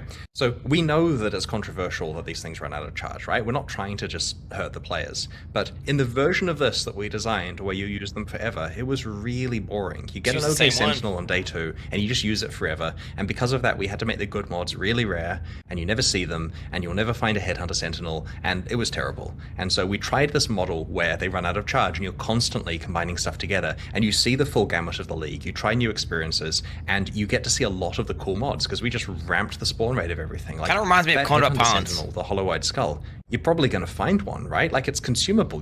It doesn't matter balance-wise if you have an insane time for a few maps, and this means that if you want to play with it every map, you just trade for one over and over. And so the model here with the recharging, honestly, is so much more fun than the one where you just get a perfect Sentinel or something good enough a few days in and never touch the league. It sounds SSF friendly as well. You know, it's like a double Headhunter Sentinel if you combine 2 of them together or something. Okay. Carrybag asks, how do you get filaments for the passive tree thing? It's just clicking on the sections, basically. There are these grooves, you click on it, a filament appears, you click on it, it goes away. It's literally a planning tool, right? There's no item, there's no specking, there's no points. Do it for the passive tree. Basically, you have an amount of power that will flow through the filaments. Do it for the passive wherever tree. you've marked you want the power to go. And so basically, you could Google and find the best filament guide and spec it in on the first day and leave it and never open the panel again for the entire league, and it will magically fill with power as you level up your Sentinel controller. Or you can go in there and tinker with it. And we're far more worried, because a lot of people, have to when change looking it. at the reaction, were saying this is complicated and involves micromanagement. But I expect, honestly, they'll just spec something that looks good, later change it once or twice, and be done with it for the most part. Unless you're a player who really, really cares about micromanaging stuff, in which case, have a great time. To the point where we have insane rules to do with snapshotting to stop people, like, auto hotkeying something where it changes to one Sentinel spec, they release that Sentinel, then they change it to a different, like... I was thinking that. The abuse case makes this a living nightmare to implement, but we think we've got something that's not going to get in the way of players actually playing it. I didn't even think about that. They should just... I'm glad we thought of it before the players did, because... Add profiles, man, and then make it so you can't change it until the map is closed. So good. A name that is way too long, Namvan, asks, can you use unique Sentinels to make other Sentinels? They're not currently used in combining, but that doesn't mean we wouldn't randomly turn that on without telling people, if you see what I mean. But go experiment with stuff. This is the fun part of the league. We've got it in testing. It's going to be on alpha probably today for people who have alpha access. Do not email me for alpha access. You will not. Anyway, sorry. Email Chris for alpha access. I'm just saving my inbox. We've got it going on alpha. We're going to get feedback, and this is the week where we get to make extra things that are fun, right? We get to look at it and go, maybe we should allow combining uniques or something like that, and come up with some extra stuff. Maybe you should add a skill in. We'll come up with some cool ideas there. Add a skill in. You're going to secretly hiding a skill that they're going to announce. With these recombinations, Amorous asks, is there any way to connect influences on items together? Say you combine 2 different influence items together. Can they do the same thing as an Awaken Orb and smush them together? I'm going to do the dev check on that one to make sure I'm explaining exactly how it works. So, what's the deal with them? Well, the short answer is no. Yep. The long answer is it picks the non-influence base type. Then it won't be able to select influence mods. Right, okay. So when it's selecting base types, it picks one or the other. And if it picks one that is not influenced, it cannot select mods from the other one that have that influence, or have influence, because then they couldn't copy across. So the influences have to match in order for it to copy the mod. And there's still so much crazy abuse that players will work out with this kind of stuff. Like, we're coming up with crazy cases here where we have to put contrived stuff in to stop players making insane items that shouldn't exist. And even then, there's going to be a lot of rares that really have impossible mods on them that we are tolerating, and that's only the stuff we can think about. So, yeah. Oh, Jesus Christ. That answers the following breaking question. the game. Perfect. In that case, we shall move on to the next section. Let's talk talk a little bit about fucked. the endgame Atlas, in particular the passive tree side of things, which was a huge introduction last league and been expanded upon with Keystones this time around. So we're being given a lot more control over our endgame experience now, both these days in general and also specifically now. Like Keystones, for example, allowing us to only drop our favorite maps, and nodes that disable unwanted league mechanics and such. This and the new passive tree overall feels like a big shift compared to PoE of yesteryear. What's led to the dramatic change for PoE's endgame and like player agency levels? So a lot of the time when we change our mind about something or do an experiment is because Path of Exile 2 is in the future. And we want to make sure Path of Exile 2 is the best game for the players possible. Experimenting. And that means, generally speaking, if we've Provided tried testing. something and there's a possibility we want to do it differently in PoE 2, we will try the other thing. And so with Siege of the Atlas, we said, have a ton of control over all this stuff. And players loved it, and it went really well. And so we're giving a bunch more control here, see how that goes. We have a lot of stuff lined up for the endgame updates between now and PoE 2. And we'll get a bunch of information, and then, you know, reserve the right to change things massively when PoE 2 comes out, potentially. It's a nice like safety net for you guys, I guess, because with a PoE 2, you can suddenly make big sweeping changes that otherwise people might be a little bit more resistant to.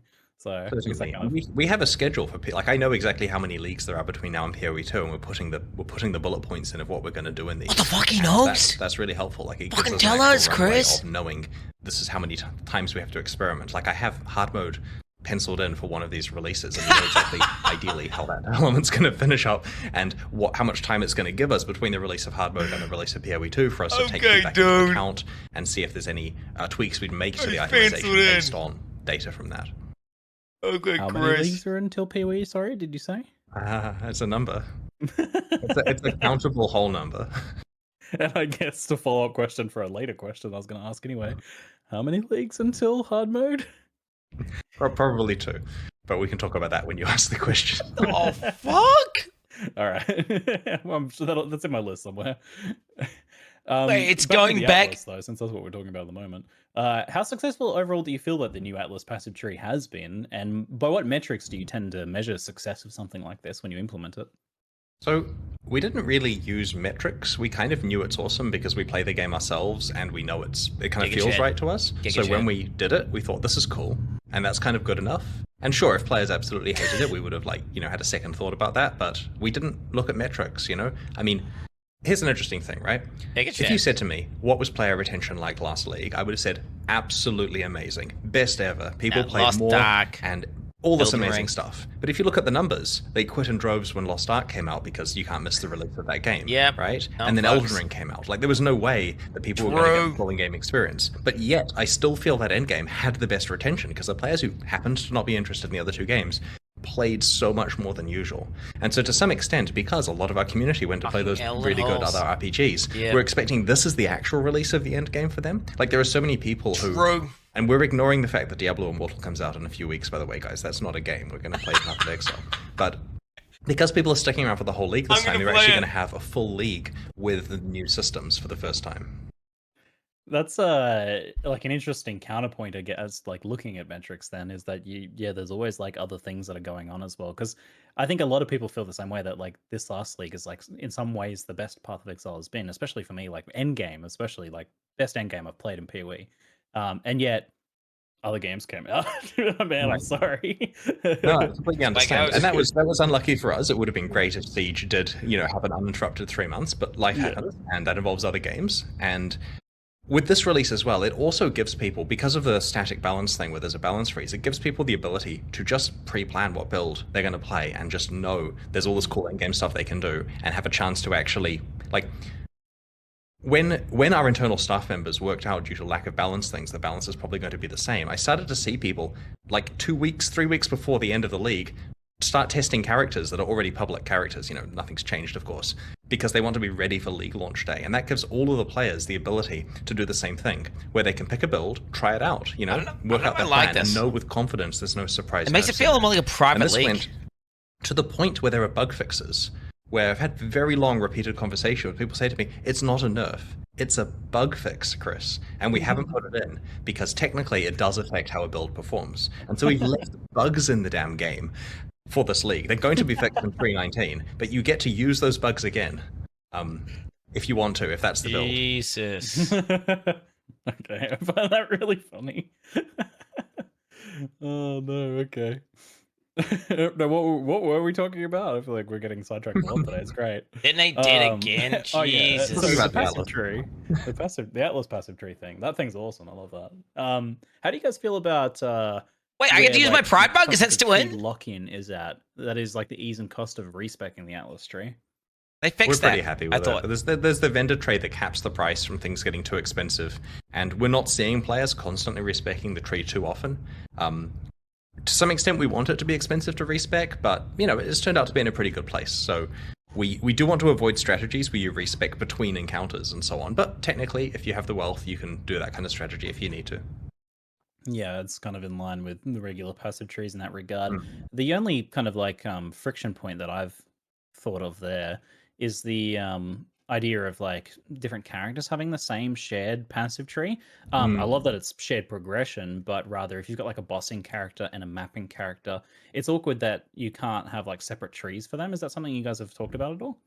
There's some discussion about this. Like, we do acknowledge that that's certainly a thing, but we don't have any firm plans for it. There's various repercussions, both from a implementation point of view and in terms of, like, obviously it lets you then have multiple Atlas specs that you can easily switch between for the cost of just hitting maps with a new character, which may be enough of a cost, but we don't have any firm plans. A rare item you slot in that gets you another page, bro. Okay. I'm telling you.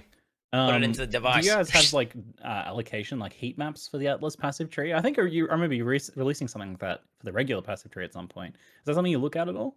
We can generate the data. We generally don't generate the data. Like, there was an internal joke that we generate stats for news posts, and then we get a chance to see what people are doing. You know, we honestly balance based on actually how things feel. What is this indie company doing? Because it's just so easy to look at the stats and completely misinterpret how something. That's true, though. You know, completely misinterpret the stats by accident. There are people who write in by looking at PoE.Ninja and say, because of this percentage, you need to do blah. And when we look at our data just to double check it, it's entirely different because of some, bad statistics used, or that's only high level characters or whatever. Like, here's an example, right? We were talking about Detonate Dead as a league starter, and I mentioned in conversation it's going to be pretty popular for reasons. And someone goes and looks up Detonate Dead on PoE.Ninja and sees that at the top of the ladder it's not really that popular compared to other builds. Well, obviously, as a league starter is not something that people are sitting at level 100 with. And so it's super easy if someone just goes and gets data to actually cause damage. Like, you have to think quite a lot more than that. So we try not to pre-generate data to look at and find problems with. And while it's cool to have heat maps, and I'm sure to make a good image, we haven't bothered. And I mean, we haven't made a concerted effort to buff or nerf specifically mechanics on the Atlas tree. We just fixed a few specific things like certain influence types being too strong. But generally speaking, this isn't path of nerfs for the Atlas tree either. Maybe for the older stuff, but that's pretty obvious there. It sounded like you might have touched on my question there, my follow-up question, which is about the balance between Exarch and Eater of Worlds influence. In particular, it seemed like one was significantly better than the other. Yeah, the patch notes are coming out just after this chat, so people will be able to see what we've changed. And our goal was to make Exarch as valuable as Eater, so hopefully we've managed to achieve that. Cool, great. So answer some of my following questions. We're getting keystones, and you mentioned ambitious plans to keep expanding the endgame until PoE2. Does this mean that we will see Atlas masteries and cluster jewels for the Atlas tree and so on? We have not actually had an internal discussion that's brought up masteries and cluster jewels and stuff. Aside from when you showed me a draft of some of these questions and I asked the team what their thoughts were. That was the first time we actually discussed the concept of masteries and cluster jewels for the Atlas. So Jesus. The intention is that we come up with things that make sense for it being an Atlas, which could be masteries and cluster jewels. Maybe those are great tools, right? But cluster we have jewels, to actually work it out based on what the Atlas needs at the time. Cluster jewels. I can see masteries. The cluster jewels delete one cluster was jewels. I kind of added it as a joke. I'm no, like, oh, literally that's ridiculous. But do then not again, do it. I don't know. I feel like it could happen one day. Cluster jewels should be deleted from the fucking game. More seriously, though, in what ways are you folks looking to expand PoE's already like massive endgame over this like period between now and PoE2? So you're probably going to see more player agency and more rewards for engaging with difficult content. There's kind of this thing where a Path of Exile player will get to the end game, and then they'll be like, I guess I'm done now. I've done my stuff, got my character finished. And the more stuff we can make it really clear of, actually, if you do this thing, you could get this reward. Like the challenges, for example, or the Super Pinnacle fights. The more stuff we can dangle in front of you, the more time you will play. And maybe the more time you play, the more stuff you buy. And so this is like a business plan. To give there we more go. Game, and that means more player agency, more rewards, more content. He's transparent. We have a plan for actual in-game content we're going to roll out. Transparent. And you'll see it in coming expansions. Like our goal is that we never have a live stream where we just say, oh yeah, the end game's fine, we left it how it is. Our goal is basically end game stuff, just accelerate, push, until PoE2 comes out. I love the idea of like you guys do a live stream, you're like, didn't do anything. Yeah. Remember how people liked the no character balance? We also did no content. So here's a league reset, new ladder, 8-second live stream. No, there's going to be a lot of stuff. And to be honest, we're really excited that we get to work on the end game every league. Because previously we kind of had this policy of just touch it once a year and touch it in a big way. And it kind of did feel stale. And if you were to ask me what one of our biggest mistakes was we always come out with leagues that at least I find compelling. And, they're generally pretty good. But when we leave the end game alone, people get to the end game, they've played the league, and then it's kind of just on faith that they keep playing, having some fun, but there isn't new stuff to do necessarily. So that's why we want to make sure there is new stuff to do when you get to the end for each of your characters all the time going forward. I think it's been a huge reason for PoE's success. I'm excited to see a more consistent role of endgame changes. Especially, I think it gives the fact that PoE 2 is coming, we have space because we know, hey, the early game experience is changing in a big way soon, so we can just focus on the end game. Feels kind of nice. We have a question from a lot of people in chat, kind of translated, which you kind of touched on a little bit, but with changes to the Atlas trees and, for example, the monsters gain more life one, that would give builds like Detonate Dead a big buff. So has this been taken into consideration at all? That's a good point. Jesus. That specific point wasn't discussed directly, but we do understand that, yes, the tree has changed, and that will change what builds you want to play, but they will work the way you expect, which is the key thing, right? We're not saying the right build for 317 is the right build for 318. The goal is that people have to think and pick their build. There's new challenges that are very hard. There's new pinnacle bosses that are very hard. The high Sentinel content, where you can juice up these map bosses to be very hard, is also very hard. Your 317 builds may not be the right ones. But if you take a 317 build guide, it will function. There is no hidden nerf that prevents it from doing so. And there may be incidental stuff that goes much further than just the fact that monsters can get more life if you spec a keystone, and that makes your Detonate Deads better. Oh no. It does scale DD, right? Yeah, okay, just checking that.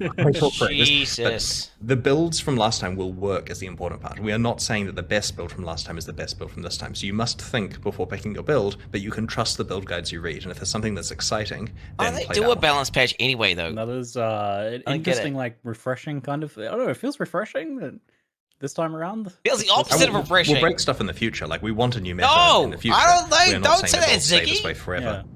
However, this time they do. And I like maybe, the big patch notes, people but they buff a bunch of shit and nerf a bunch of shit. If it makes sense.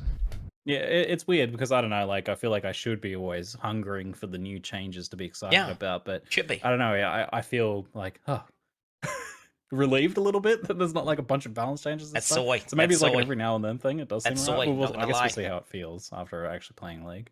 No shot. So those keystones that change the health and life, do they affect pinnacle bosses or just maps? They affect monsters in your maps, I believe. How does this technically work? Yeah, so that terminology typically just refers to the maps on the Atlas and pinnacle bosses. Yeah. Right. So yeah, in case Andrew wasn't loud, the maps on your Atlas are the ones affected by your Atlas tree when it's worded like that, and the pinnacle bosses are typically not maps on the Atlas. So the things that do affect pinnacle bosses are probably referred to them specifically. Yeah, there is one keystone per Uber fight, which is pretty clear that it makes it really hard. Oh, and here's the thing, by the way, random rant.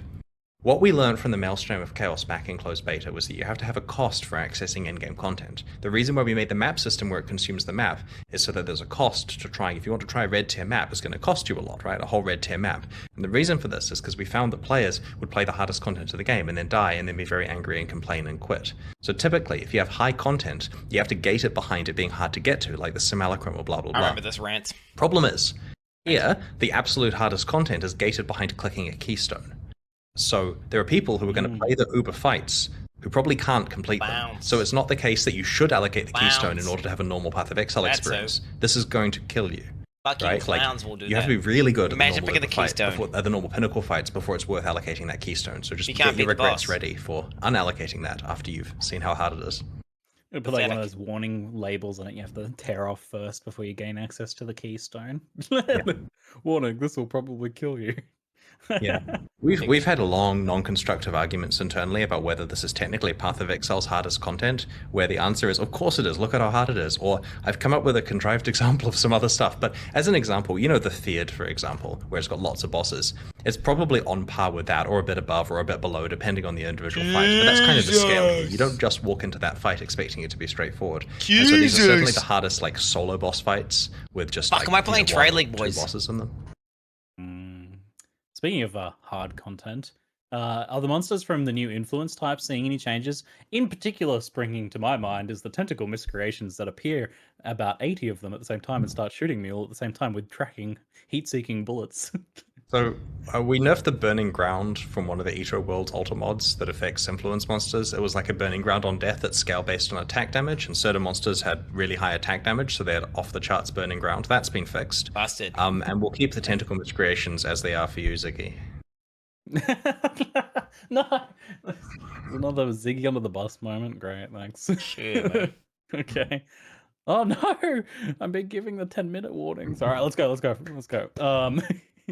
So Arch Nemesis modifiers are replacing old Nemesis and Bloodline modifiers. It had some really punitive and scary mechanics, like disabling Leech and combos that led to truly unkillable nightmares. I made a monster where I invited like the most OP people we could find into the map, and they couldn't kill it. However, we had control over making these monsters every time, but now it's random. And I know a lot of the time it's going to be like 2 or 3 mods, not 4 a lot of the time, but still, I need reassurance, Chris. I'm very scared. So there's a lot of balance changes for the Arch Nemesis mods, and most of them taking things that make sense in the context of Arch Nemesis and that don't make sense in the core game and fixing it. So for example, in Arch Nemesis, you're always fighting just one monster, and it's one that you can control what's on it, so you can pick. But in the core game, it could be several monsters with a mod near you. Like maybe you've got a magic pack, or maybe you've just hit multiple rares near each other. And so an example is the mods that make all the damage freeze or stun. And of course, that's a problem if there's just monsters all over the place that are doing like entirely freeze or entirely stuns on you. And so that stuff is being fixed. And like the Ice Prison mod disabled travel skills, whereas now it doesn't, because you kind of can't control when you run into it. So all of the stuff that required a little bit of foreshadowing is a bit less punitive now. We've also globally nerfed Grasping Vines, like, you know, not related to Arch Nemesis in particular, but certainly affects it. The other thing is that in Arch Nemesis, each mod had a multiplicative life bonus, and so there were some very, very, very high life rares. But when we've integrated it into the core game, they don't have such a bonus. Like we've kept the monster magic and rare life about the same as it was before, and it doesn't come from their mods. But to be clear, that doesn't mean that the rare monsters are easy. They were too easy before, we feel. They didn't, like, the basic idea is you play Path of Exile and you can kind of zone out and kill the monsters and it's fun and you have your power trip and everything's good. And then you run into, occasionally, a certain combination of rare mods that causes your character to have to pause and maybe do a different strategy. And that's how it's meant to be, that generally rare monsters are fine for you to kill, and sometimes they're hard. And people can try to argue they don't want a game where sometimes it gets hard, but the game we're making is one where sometimes it's hard, and that's done through rare monster mods. That's what it should be. Plus, like things like Aquos and stuff that we can custom design. Not just randomly kill you, You could use the Diablo 2 example of like multiple shot lightning enchanted monsters, right? You can kill most of the rares, and then you run into one of those, and you have to be very careful, at least back in the good old days. So we do have combinations here that are hard, and we feel that something like turning off Leech for a specific monster is not the end of the world. There are other ways of having to recover life, and if this is a game where you cannot be permanently leeching and occasionally you need another way of getting life, we don't feel that that is too bad.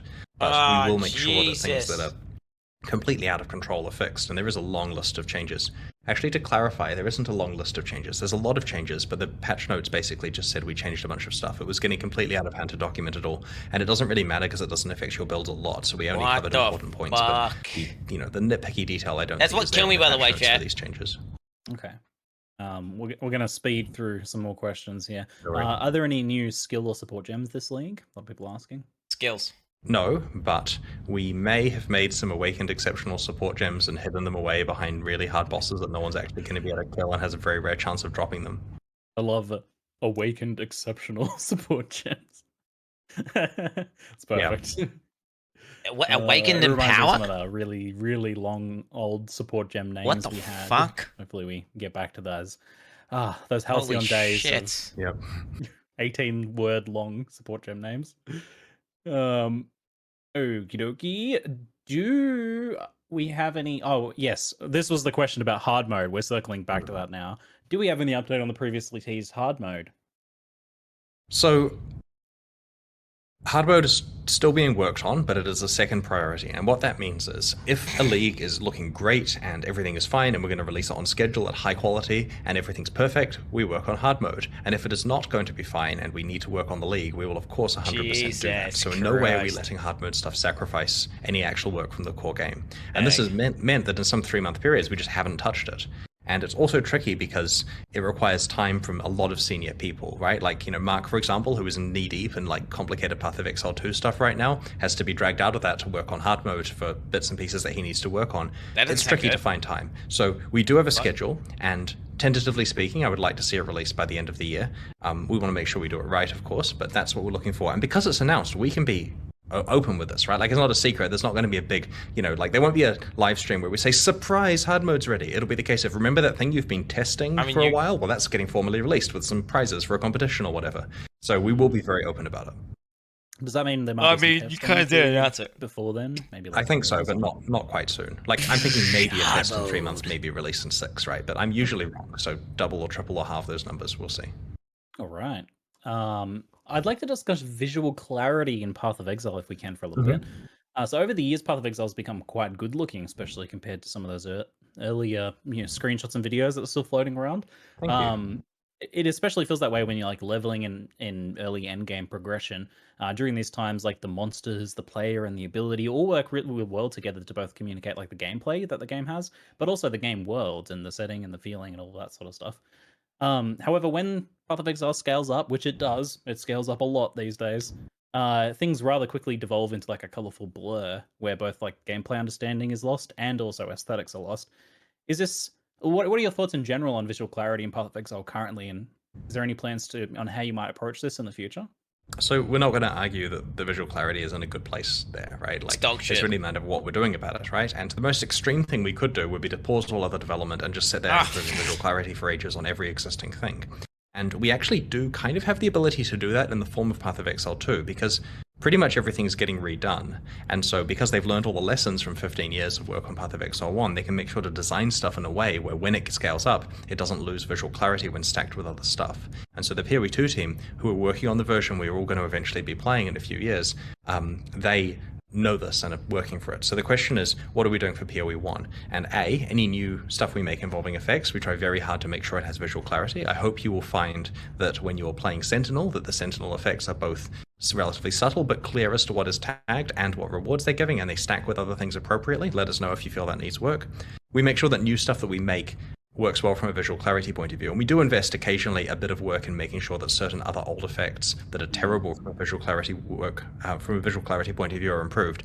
But to be honest, a lot of the old PoE1 graphics get mostly thrown away when PoE2 comes out and replaces a lot of stuff. So nice. And by that I mean skills and so on. Like the campaign, yes, that will exist, but the campaign doesn't have visual clarity problems. And we will be playing with Path of Exile 2 skills on our Path of Exile 1 characters in the future. Yeah, I think that's probably the problem. Like, a lot of the new stuff has been really good, but it kind of gets lost in the background of all the old stuff that really overwhelms it because it's... to put it simply. Glad to hear that it's something you guys are considering pretty strongly then moving forwards. Look forward to seeing more progress in that. A lot of people have also been asking in chat about Loot 2.0 as well. I know we've had like little testers or little tastes of some of My that. favorite thing. I can't wait for that shit. It's all good. Where are we at in terms of like Loot 2.0? There's a lot of axes here, right? So the first thing is hard mode is going to be good for people that really want no clutter. Like if they really just want it so that items are special when they find each one, they go play that. It's kind of perfect. The second thing is we have been doing things like reducing the number of times you find currency item and increasing the stack sizes, and basically working towards decluttering. We also had some experimentative changes related to decluttering, which were deployed months ago that no one has noticed yet, which is good.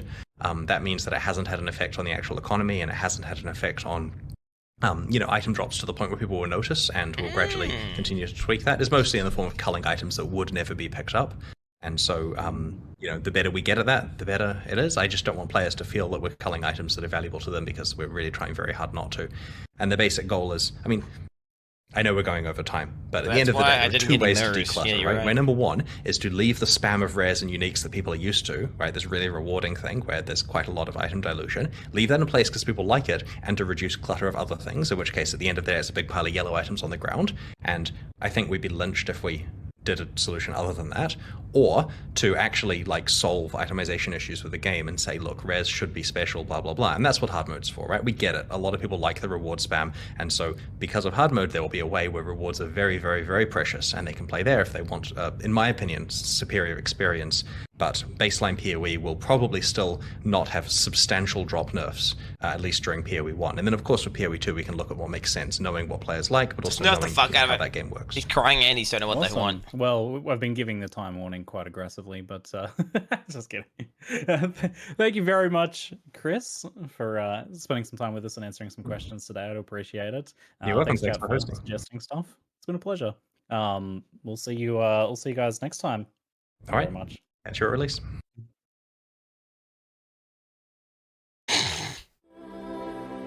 Go, dude. Shit, dude. Oh, fuck. Like, cut the fucking feet. Cut the feet. Okay, what the fuck? Jesus. Patch notes out? Oh, yeah, okay. We got patch notes. Wait, we got everything, dude. We got everything. We got patch notes. But wait. Oh, it's gonna drop. Claim my drop now. Send a message to Path of Exile to thank them for the drop. Yes, dude. Yes, dude. Let's fucking go, bro. Nice. Okay, wait. Where's my fucking page? Where's my page? Not the Maven. Where the fuck's my page? Should TV Path of Exile? Okay, Rex. That's not it. Oh, it's here.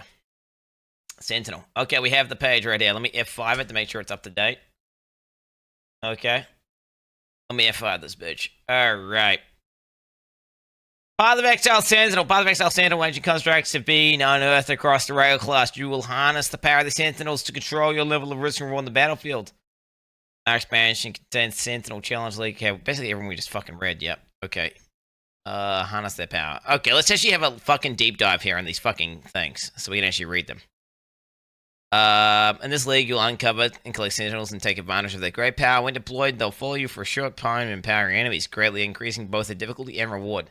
There are three classes of sentinels.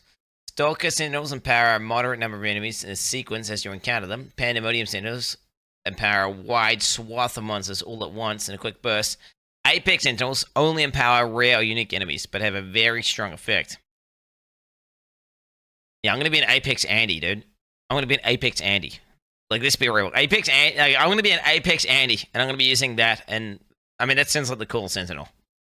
Because I'm a boss. What can I say? I'm a boss. I'm a bossing god gamer, right? I like to boss. Right? I like to boss. I can absolutely 2,000% guarantee that now that GG will allow us to disable Harvest, that you won't actually disable it. You've been bluffing for years, and you'll. Well, it depends, right? That depends. Wait, what's fucked up? What they should have done is, like, they should have weighted it. Like, if you disable Breach, you get a mild buff, but nothing massive, right? But if you disable Harvest, you get a crazy buff. But I think the way it was, they were generic. It was like, oh yeah, it just means you disable this and you become more likely to get that other thing. Right? What I'm saying is, it looks like people are going to be able to disable a bunch of other mechanics, and then just have Harvest all the time, and then that's just going to be completely overpowered and busted for SSF. Right? That's what I'm saying. It looks like you might be able to do Infinity Harvest. I need to actually see that, but we'll get to that. Okay, we'll get to that. Oh, let me show you. Unpause my shit, by the way. Unmute. Unpause. Test to see if someone can ruin announcement. Nope. Can't ruin it, baby. You can't ruin it. My brand I am risks going to that. practice. Quinn, you may not be the god gamer you claim, but you're my brand risk con Quinno. Sad egg, dude. Sad egg. I mean, maybe I'm not Let's a brand do risk some anymore. I really don't know. try hard this league, sir.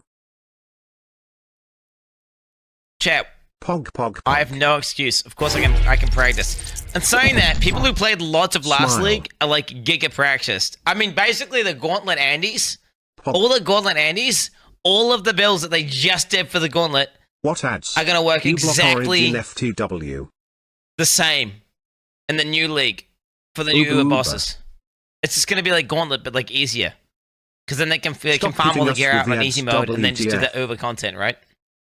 I don't think I want to do a Gauntlet Andy build, though. Welder Pagman. It'll be too easy. If I do a Gauntlet build, it'll be too Cool. easy. I think I have to do my own secret build. Practice when? TD's literally bugged. TD or Skeletal Mage. That sounds awful, dude. That sounds trash. Back oh chest. my god. Harvest and Essence on map device. Hog you. No, I'm probably gonna. I mean, wait. Essence was fucked, right? Essence was like they were like super hard to kill, and did I end up removing Essence off my map?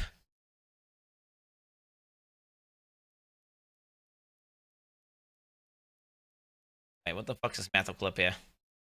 Mathel clip right here. Time, this sort of like ancient otherworldly or esoteric technology. I was going to say, the real big loser in this entire thing is your boy Mathel. Evolved over time. Mathel is this known uber serious vibe. Interesting stuff going on. Now predates, every one of my builds predates has what the to, player for is currently some doing by reason, thousands of off years. of 10 And so just chaos, let's be go able to back kill all the fucking They uber have ubers. stuff like floating. It better be machines already. Mathel. Now, of course, the Sentinels are not developed. It better be. It better be. I wonder if Mathel can get a meta cook build. What do you think? There's no way, right? Thanks to @Korean_random for my sub gift. The Uber, dude, Uber Elder. Uber Elder. How crazy is that? Uber Elder. Dude, did you guys forget that happened? We're gonna have Uber Elder. Not just Uber Elder. Fucking Uber.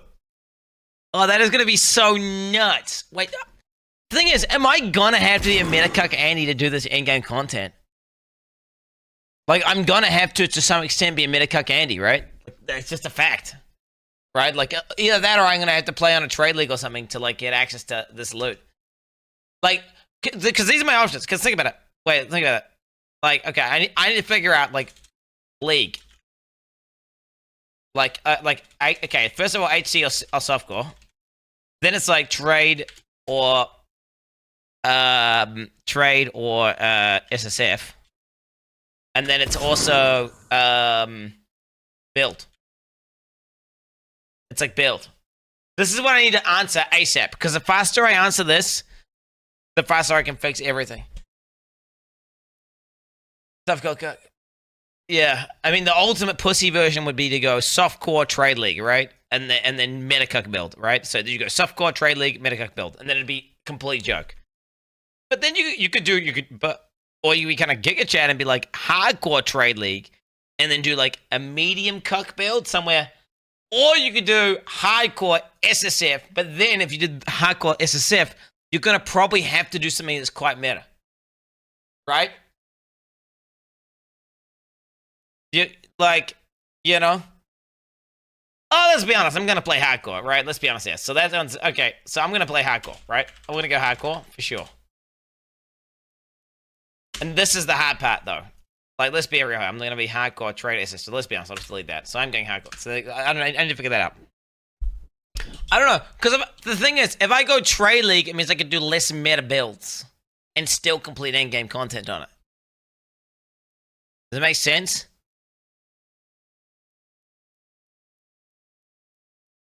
But then wait, the competition. Wait, the competition is going to be where? Wait, where the fuck's the competition going to be? The competition is going to be on SSF, obviously. So then if I want to be a part of the competition, then I need to be SSF. Probably the play is this, right? Go hardcore SSF. You know, shoot my shots, see if anything lands. If it doesn't, bang, switch to trade league. Right, migrate to trade league. Right, that's probably the play, right? So, you know, see what happens in SSF. Maybe get lucky as fuck. Maybe get some badass shit. The thing is, it's so, I don't know.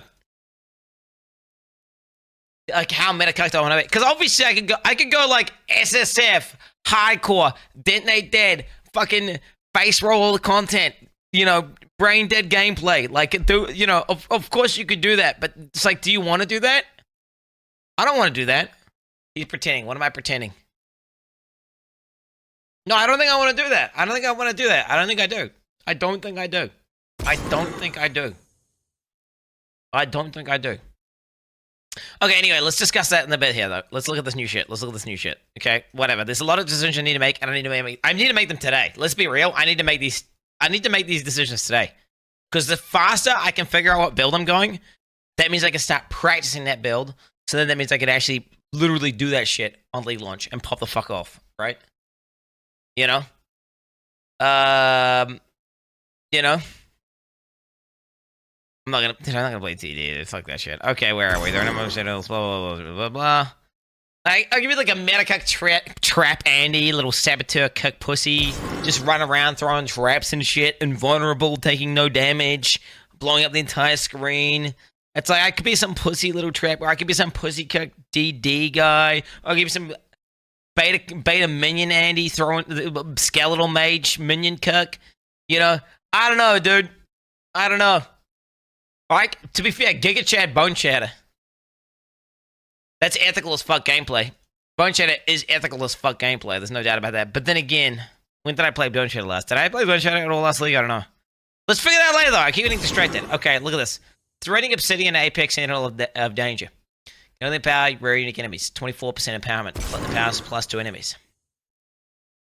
Empowers 5 enemies. What the fuck does that mean?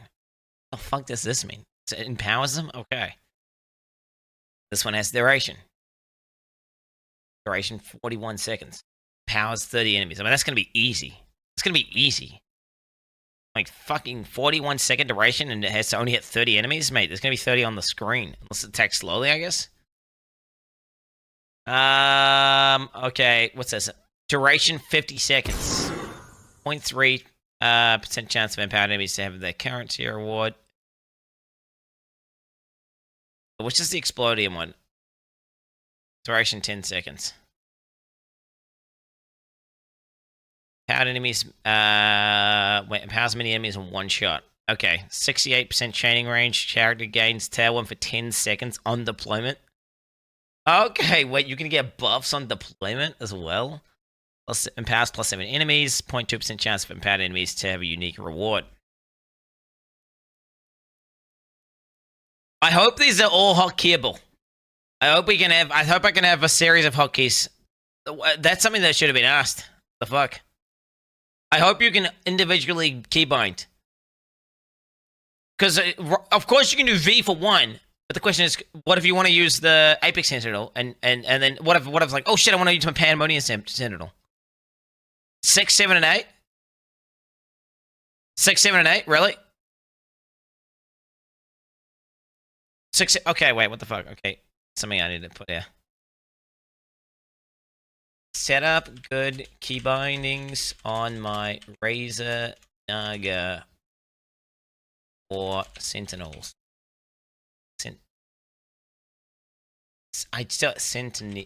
Sentinel.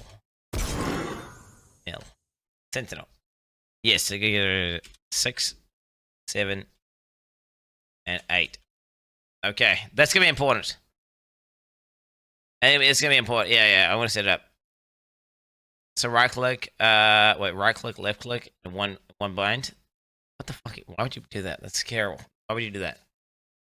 That sure showed F1, F2, F3. Oh, I didn't see that. I didn't see that. I'll be honest. I did not see that. I don't know how the fuck I missed that. Interesting.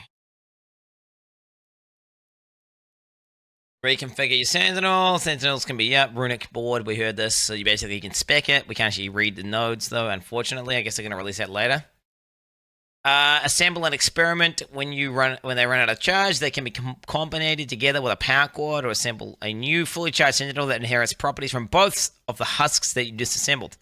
This hybrid Sentinel may also gain special properties, such as an exclusive variant base type, or modifiers that can only come from the assembly process.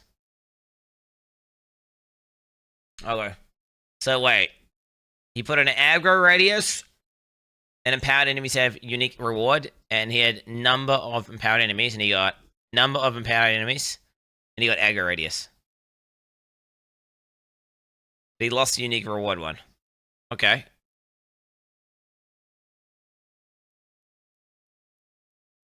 Okay, he put in, what's this? Empowered enemies one shot, so it's one of the AoE ones, and he got empowers enemies, aggro radius, cast speed, empowerment. Empowered enemies, chaining range, number of empowered enemies. Empowered enemies have a chance to give essence. Did he get essence again? So he got essence again here. So basically it's just like some random bullshit happens. Some random bullshit happens. And sometimes you get some shit from the things that you put in, and other times you get something completely different. So this was 2 rare ones. And then he got a unique out. What's the unique one? Destroy an unempowering target enemy.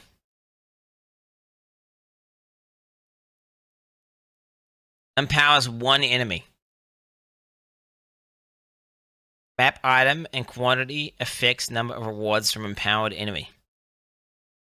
Empowered monsters drop 14 fragment rewards. Oh shit! Wait, what the fuck? So it's not percent. I read that a percent initially when I speed read it. So you literally just get 14 frags. So you just drop that bitch on anything. And then you just get fucking 14 frags. 20-second duration. So wait, what happens if you don't kill the guy in 20 seconds? What if you use it on a boss and the boss fucking doesn't die? Doesn't matter. Still can't read. Read it again carefully. Okay. Duration 20 seconds. Empowers 1 enemy. Empowerment 100. I see. So this gives you a 100 empowerment fucking node. So and that was the number he was talking about. So this the bigger this number is, the better your shit you get is. So that's gonna be the number that you're gonna speedrun with. So when this is how you're gonna look at it. This is like the attack and defense stat. This is like the Diablo 3 number right here. Like high number, good. It's like looking at map quant and just rolling your maps just based on quant and then not actually reading the map mods at all. Almost, he's pretending. What? Can only empower Suncooler Asher.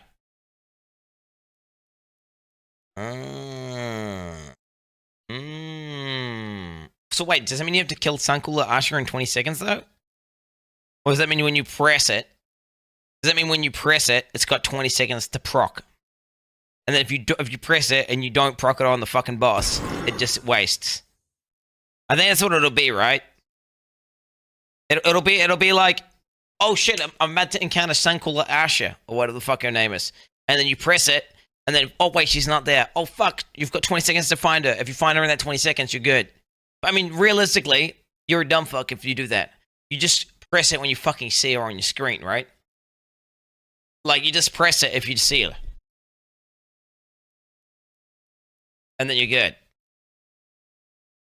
Power Core. Destroys 2 Sentinels to create a fully charged Sentinel with a combination of their properties. Sometimes the result is unpredictably. Destroys 2 Sentinels to create a fully charged... Wait. Is modified unpredictably with a high chance of a special base type. The high chance of upgrading the tier of modifiers. The resultant item is modified unpredictably with a high chance of a new random modifiers. What the fuck is this? Malevolent Constructs. This is the double dipping, right? 27% chance for rewards to be doubled. Increased cast speed. 45% aggro radius. Beams chain in additional time. 4.6% for empowered enemies to have a currency reward. Jesus, with 27% more rewards. Oh shit. Yeah, they said that if you use it at the last second, it just heals the boss. So you want to use it straight away. You want to use it straight away. At driver route class, you may have assemble unique sentinels. These valuable sentinels behave in very specialized and powerful ways. For example, the Basilisk causes a wide area effect blast that petrifies monsters. The Hollowed Ice Skull is basically a headhunter in sentinel form. There are a set of unique sentinels that empower specific map atlas bosses, causing them to become much more dangerous and rewarding. Okay, so what's this one here? Can only empower rare enemies. When a character kills a rare enemy or monster, they gain its modifiers for 20 seconds. 60-second duration. So it's a headhunter for 60 seconds. That's kind of not that good. But you get it 12 times. And you can only use it once per area, though, right? Why are you guys question marking? It's one map. No, the duration is 60 seconds. I mean, what, are you going to clear the map in 60 seconds? You clear the map in 60... Shut the fuck up, chat. You're not clearing maps in 60 seconds unless you're a metacuck Andy, you little bitch. Okay? If you clear the map in 60 seconds, you're a little metacuck Andy, you little bitch. Okay, you hear me? Fucking pussy. You probably fucking used a build guide. Jesus. Speaking of build guides, I'm going to release a build guide this league, chat. Whatever build I'm going to play, I'm going to release a build guide. So you guys can play the build that I'm going to play. I'm going to be a custom Quin69 build. It's going to be so good. 100%. Yeah, that's right. That's right. You're going to hit, exclusive build guide YouTube content. Be fucking betches. Okay, betches. Alright, anyway. 12% increase empowerment. Empowers many enemies in one shot. Petrifies enemies for 5 seconds. So it gives them empowerment as well. So they get empowered by 39. Empowers 70 enemies. I mean, that's pretty good for hardcore. Like, literally gives you more loot. Disables them. Pretty nice. Something cooler. Empower monsters to drop 18 currency rewards. Jesus. Map, item, quantity, effects, and number of rewards from empowered enemies. So if you got like a crazy amount of quant as well. So if you have like 100% quant, then you're getting like, what, 40 rewards. 18 exalts for sure, dude. That's 18 mirrors of Calandra. For sure. Okay, this is the combinate, dude. This is the combinate, dude. Create powerful items. This one seems busted. Instead of a league, you may be able to find a new type of rare currency called recombinators. I love that they call them combinators. These allow you to apply the Sentinel assembly process to your actual items. Taking two pieces of equipment from the same item, taking any two pieces of equipment from the same item class and combining them together. See, I don't know. What you're gonna do with this, right, is you're gonna like... You're gonna find two items that are really high quality, right? Like one that has really good prefixes, and then one that has really good suffixes, and then you can just fucking slam them together and hope they fucking land. Or do you do it like this? Do you like, is it like one where you get like two pretty good items and then slam them together? Or is it gonna be like, find two insanely good items and then combine them and hope it gives you like some secret affix that makes it Giga Chad? But why are you guys sagging right now? Wait, why are you guys sagging right now? Wait, is this working? By the way? Did that happen before? Did you guys hear that? I don't remember hearing that.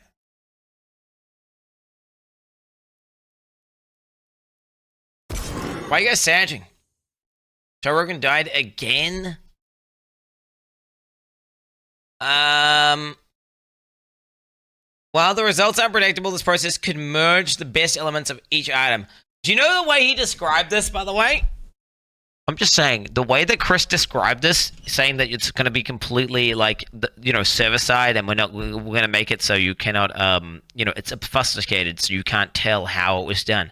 It sounds like there's going to be like a number that rolls, depending on, and that number will be like fully random to like almost deterministic. And like, if it rolls like the insane, like lucky, if you get like the 1 in 1,000 roll, it'll say, okay, let's grab every single high tier modifier on this item and grab every single high tier modifier on that item and then put it into one item. That's the way that's what I picked up. I picked up that it's even going to be smart. It's not just going to be kind of random. It's going to be like, oh no, this will be intentionally lucky. It's going to be lucky. What am I playing? Soon, dude. What do you mean? What am I playing? I have to decide my build and everything. I'm looking at the new fucking shit, dude. And on top of that, the patch notes are going to be out like right now. I haven't even looked at all this new shit here, so you need to calm the fuck down, okay, buddy? You need to calm the fuck down. While the results are unpredictable, this process can merge the best elements of each item, potentially adding an exclusive modifier to create something of unprecedented power. Unprecedented power. Trade League is going to be kind of busted, dude. I want to be real. It sounds like you're going to be able to make some pretty autistic cooked builds actually work just because Trade League. I almost want to go Trade League. Oh, what the fuck? Ligma. Ligma, what you ask? Ligma balls.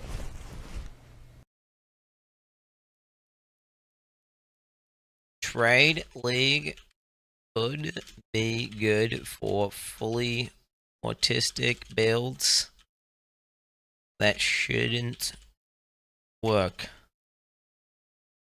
I'm just saying, right? Like, it sounds like you can get items that will enable you to make really dumb shit that'll be completely busted on like off-meta stuff.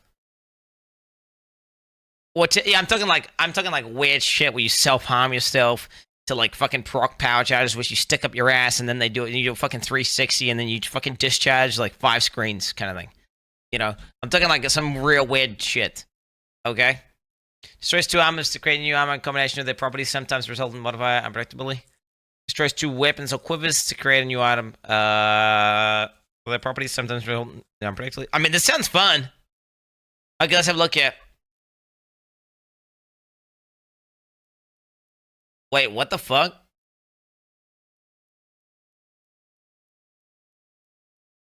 Gain Alchemist Genius when you use a flask?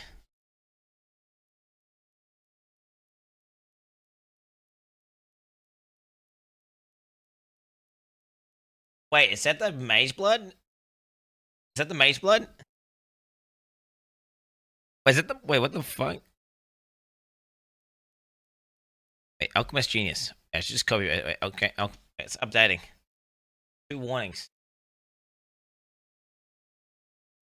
It's updating, guys. It's updating.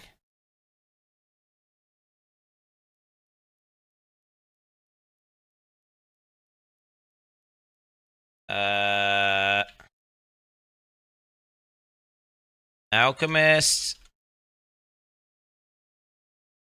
What the fuck's Alchemist Genius, dude?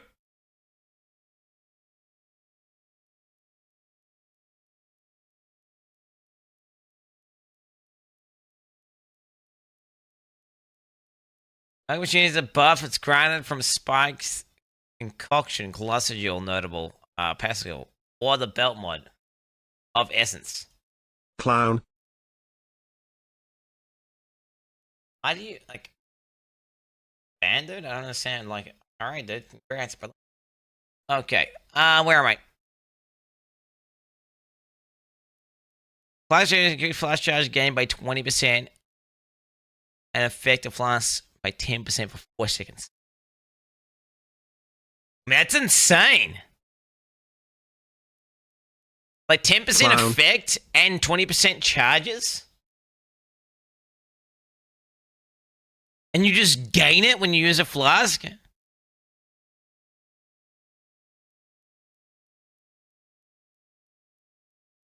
But wait, is this a prefix or a suffix?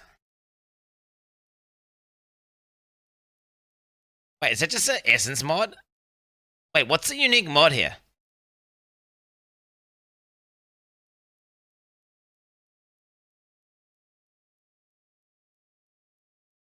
You can already get it. There's no unique mod there. Is the Magic Flask even a unique mod? I'm trying to press alt, it doesn't work.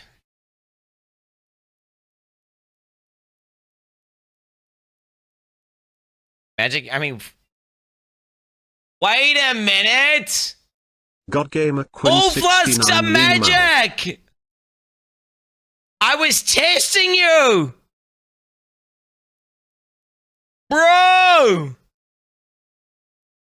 But wait. Wait a second, dude. Wait a second. It doesn't work on unique flasks. I mean, it's still pretty insane, right? It's still pretty busted. It's still pretty insane regardless. But whatever, dude. I mean, fuck that. It's not even that good, dude. Fuck that shit. I ain't gonna do that. Okay, cursed enemies on hit, elemental weakness on hit. Non-channeling skills have -10 total mana cost. +1 max power charges. 15 auras.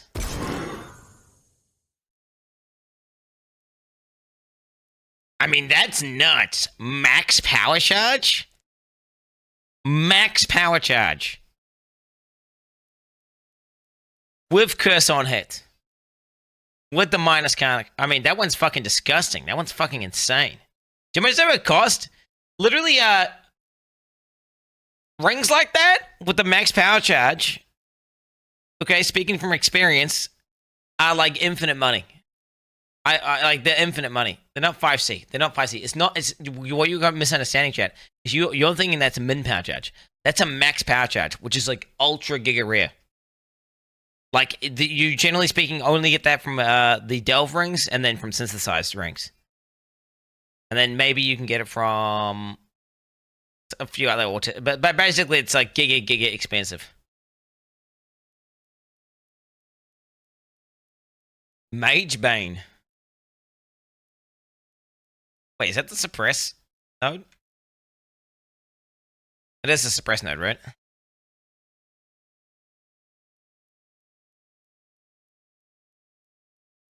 So it's literally inherited a...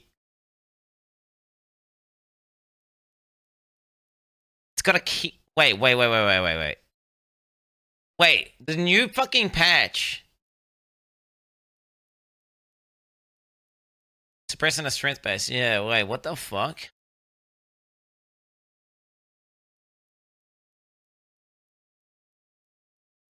With the new patch, is the Keystone the bonus here? Or is that the Eldritch mod? Wait, how the fuck did that shit work, dude? I've literally forgot.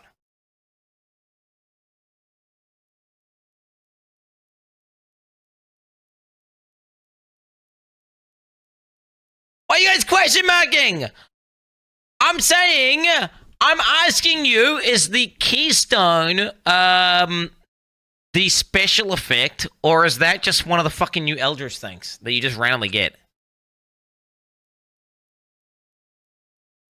Eldritch mods are implicits. Bro, I fucking forgot last league, man, okay? I played Elden Ring, okay, and I forgot a lot. I forgot a lot, bitch. Like, what the fuck is the icon at the top? If it's not Eldritch, what the fuck does that mean? It's one of the new mod things, right? What the fuck is that? I need to press Alt! I need to press Alt! Can't wait to get your ass. Cunt. I can't press Alt, so I can't read it! I get it's fractured! Which is why I thought, wow, this is fractured, and it's got one of the... But then I was like, wait, unless it's not... Unless it's... inherited a fracture from the combination process, and then the bonus is the Mage Bane. Is the bonus the Mage Bane or not? Chat, I'm dyslexic and I forget like the specific icons and everything. I need to see it in game and press Alt. Okay. Chat, I'm a purely fucking god. Purely fucking god. Another month of being ignored. So it is. So I'm right. So Mage Bane is a new fucking mod, isn't it? That's literally the question I was asking. I asked it as a question because I was trying to not be abrasive. Because I didn't know if it was for sure, which I asked it as a question, and then you're all just spamming question marks. You're spamming question marks. Stupid? Am I fucking retarded? My fucking god, I swear to fucking god, you motherfuckers. Okay, so this is pretty good. This is a pretty good item. Yeah, it's a pretty decent item. Pretty solid item, I'd say. Not bad. You know, having Mage Bane on chest, as well as having the suppress. You fucking muppet. And then the global. Banning. Just fucking banning. I literally can't be fucked with.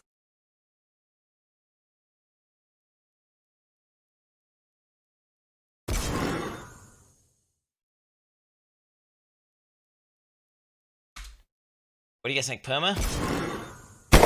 Oh, probably, dude. I mean, I probably...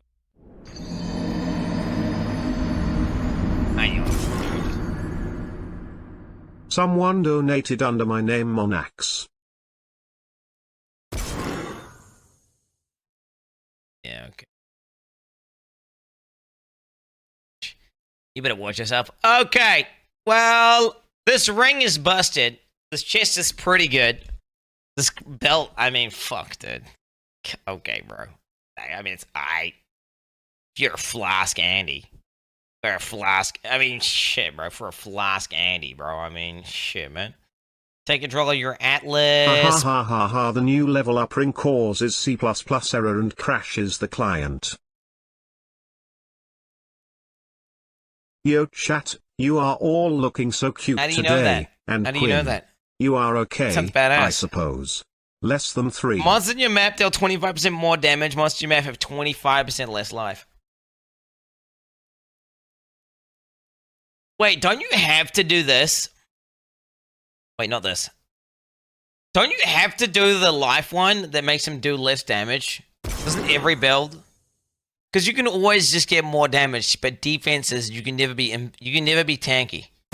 You can never be infinitely tanky unless you're playing some metacuck build. Then I guess you can. But like, isn't this is like a softcore node, right? Like this is a softcore node. Like, what hardcore player? I guess when you're in your end game build with your like infinite fucking life, infinite EHP character, I guess you could pick it. But like, let's be real here. This is literally a softcore node. Yo, this would be good for like early game actually. If you had like really good items early. I mean, theoretically, if you're a speed racer and you're trying to go as fast as humanly possible. I mean, it's kind of crazy amount of agency. Like killing everything 25% faster. A steel mage node? What, you think it's a steel mage node? No shot, dude. No shot he's gonna take that. No shot he's gonna take that. Mathel's gonna take this node. Like Mathel's gonna take it for sure. That's who's gonna take it. Let's be real. Maybe you are not Lighty, bleaching retard. if you're trying to like, the thing is, early game this could be insane, right? Because think about it, early game. What is 25% more damage anyway?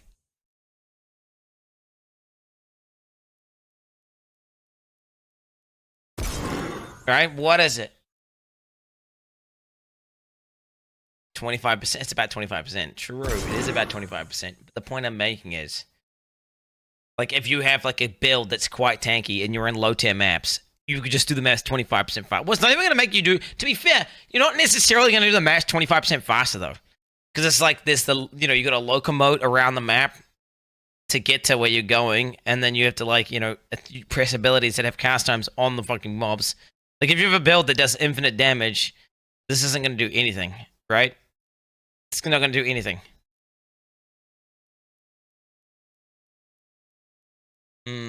Small Atlas passives grant nothing. Your maps have 1% increased pack size.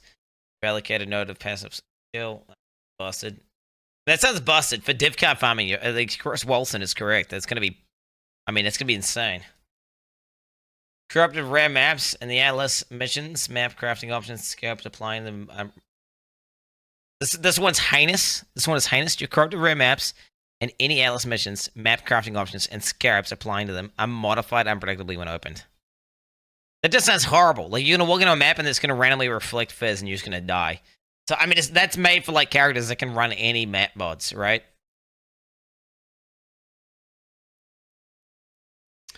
You have to do it for the challenge. You said you do the challenges. Wait, what do I have to do for the challenges? What do you mean I have to do what for the challenge? What are you talking about? But you can't get reflect in maps that have reflect. Yeah, so what are you gonna roll every single map to reflect? Okay, 6 of the new keystones of the Atlas passive tree create uber versions of part of Exile's pinnacle boss fights. Venarius, Sirius, the Maven, Searing Asher, and the Eater of Worlds. The Shaper, and the Uber Elder. I can't believe they're doing Uber Elder. I'm still buzzing out about that.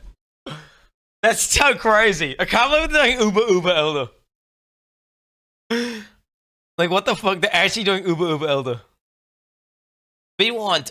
Only allocate one of these keystones if you're prepared to face the hardest content Brother Exile has to offer and earn some exclusive and seductive rewards.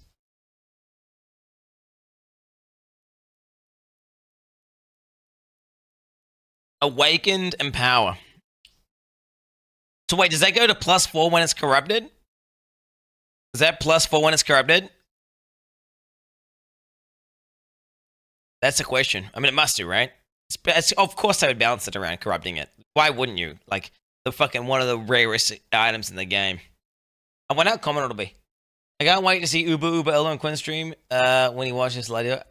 It's an ability I want. You're actually so toxic. If you're in random chat, I would ban you right now, just so you know that. And don't be like, oh, it's just your chat. That's how we act, right? Okay? No, look in the fucking mirror, dude. Look in the fucking mirror. Alright? You're just toxic. Like, literally. You're actually toxic. Alright. Awaken and line support. Oh my god. 88% multiplier. So wait. Awaken just gives you... It's like it's corrupted. Is that what it is? So Awaken is just like... It's like it's corrupted, but it's not corrupted. So then you can corrupt it. So it's... I don't know. This isn't like game breaking though. I mean, it's not like some crazy shit. This is just slightly better. I wonder how much Awaken, Enlighten, and Awakened Empower is going to cost. Awaken Enhance. Busted. The Spread of Hope. Only affects passives in a massive ring.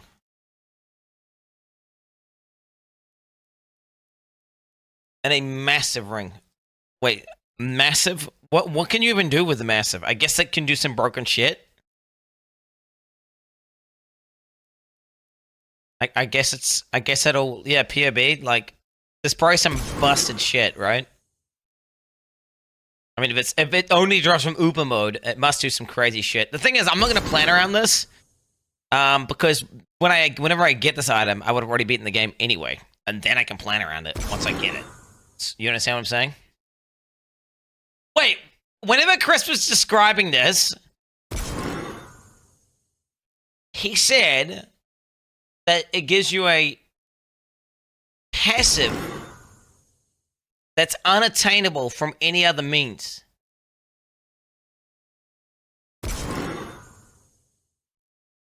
The minds of those who studied utterly by cleansing the flames continue to think to beam direction. Does he mean completely new passives that don't exist? Or does he mean, like, did I mishear that? Because the way I interpreted his language, the way that he spoke the words out and my brain interpreted them, was that, like, you equip these and then you get a new passive that literally doesn't exist anywhere. Read, what do you mean read? Place on a jewels like a pass tree, right click to remove from the socket. Wait, read what? What am I reading? Class which? Class which? So it's just... Oh, wait. Allocates 9 lives. Have you have the matching... Wait, 9 lives? What's 9 lives?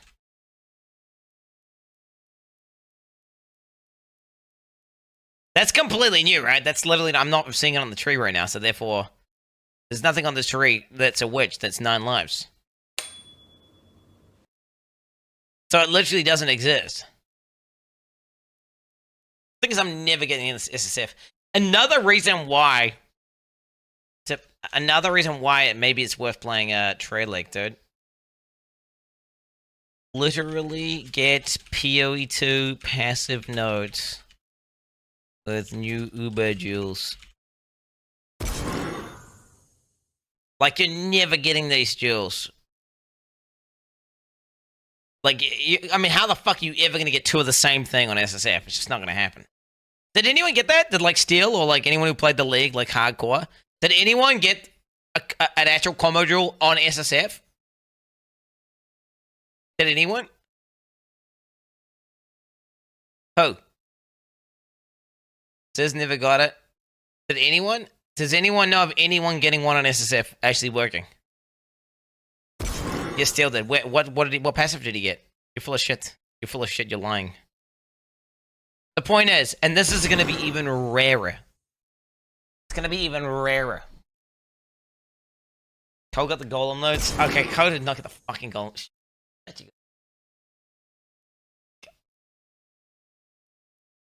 Okay. Claim new unique items. I see to the Atlas Killer Man. Blah, blah, blah, blah. Yep, okay. So we got like 3 Lottie items here, boys. So, 72 max energy shield. 30% life recovery from flasks. 33% of cast damage taken does not bypass energy shield. 33% of non-cast damage taken bypasses energy shield. Gain 6% of maximum life as extra maximum energy shield. And then you get the Supreme Decadence node, which allows your life last to also heal your ES. I mean, that's pretty synergistic, especially with, like, Templar, bro. Like, that could be good on, like, a life-based Templar. Right? I don't like it. I mean, it could definitely be good.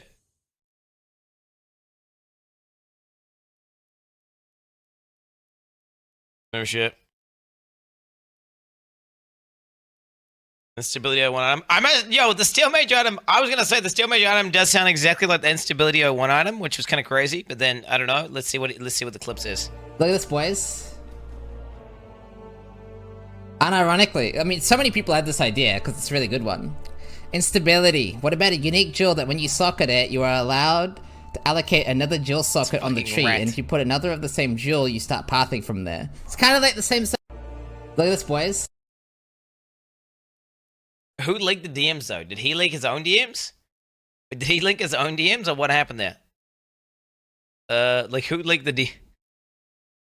Game with stuff independently, though. Oh, yeah. I mean, his one was different. Because it was like that, it was modified. Because I was like, oh yeah, it's kind of the same, but then it's different. It goes to the creation, roll the big in it. It's like a war scratch still said +1 cooldown use, 160 ammo, 63 max life. When you attack, take 15% of life as physical damage for each Warcry exerting the attack. Chat, this helmet is viable for bleed. So it's worded in such a way that it says more damage. See how it doesn't say more attack damage? So this scales ailments. This means you can scale an ignite, or you could scale a bleed. If you had this item. But the gameplay would be fucking cringe, and I don't know if it'd be like, I mean, I don't know.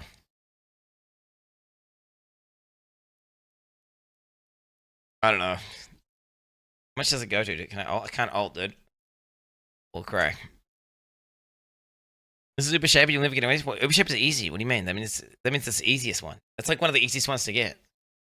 Like Uber Shaper is one of the are we killing Uber Shaper like a weekend? What do you think? Like weekend maybe? Turns out how meta I got my build. Okay, I want to read this one. The Eternal Struggle. Okay, increase amount of reservation of efficiency of skills, movement speed, bunch of stats, global defenses, critical strikes inflict malignant madness. If either world's dominant. Kill enemies that have 15% of lower life on hit if they're staring at exact. Okay, what the fuck's malignant madness? Malignant madness. Malignant madness is the debuff and extra speed and damage. Effective targets. You are slower and deal reduced damage. Okay, so make them do less damage and slows them down. Okay. I'll be honest, it's kind of, I look at this ring and I kind of like, I mean, a 50% kill is quite powerful. Wait, what if you have, can both be dominant ever? Oh no, wait, it can't be because it's locked into the item, right? So wait, which one is, so right now, what is dominant?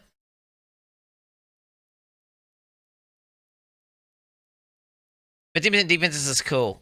I'm not a defense anti. It's on the item. I can't press alt. Can't press alt. Opposite parameters, the neck is in pug. I mean, I don't know. I don't know about that item. I don't know.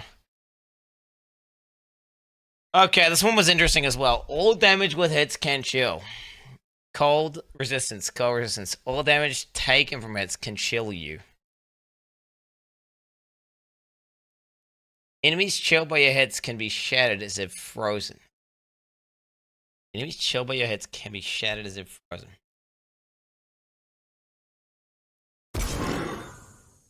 Enemies chilled by your hits lessen their damage dealt by half of chill effect. What's the maximum chill effect? What's the maximum chill effect?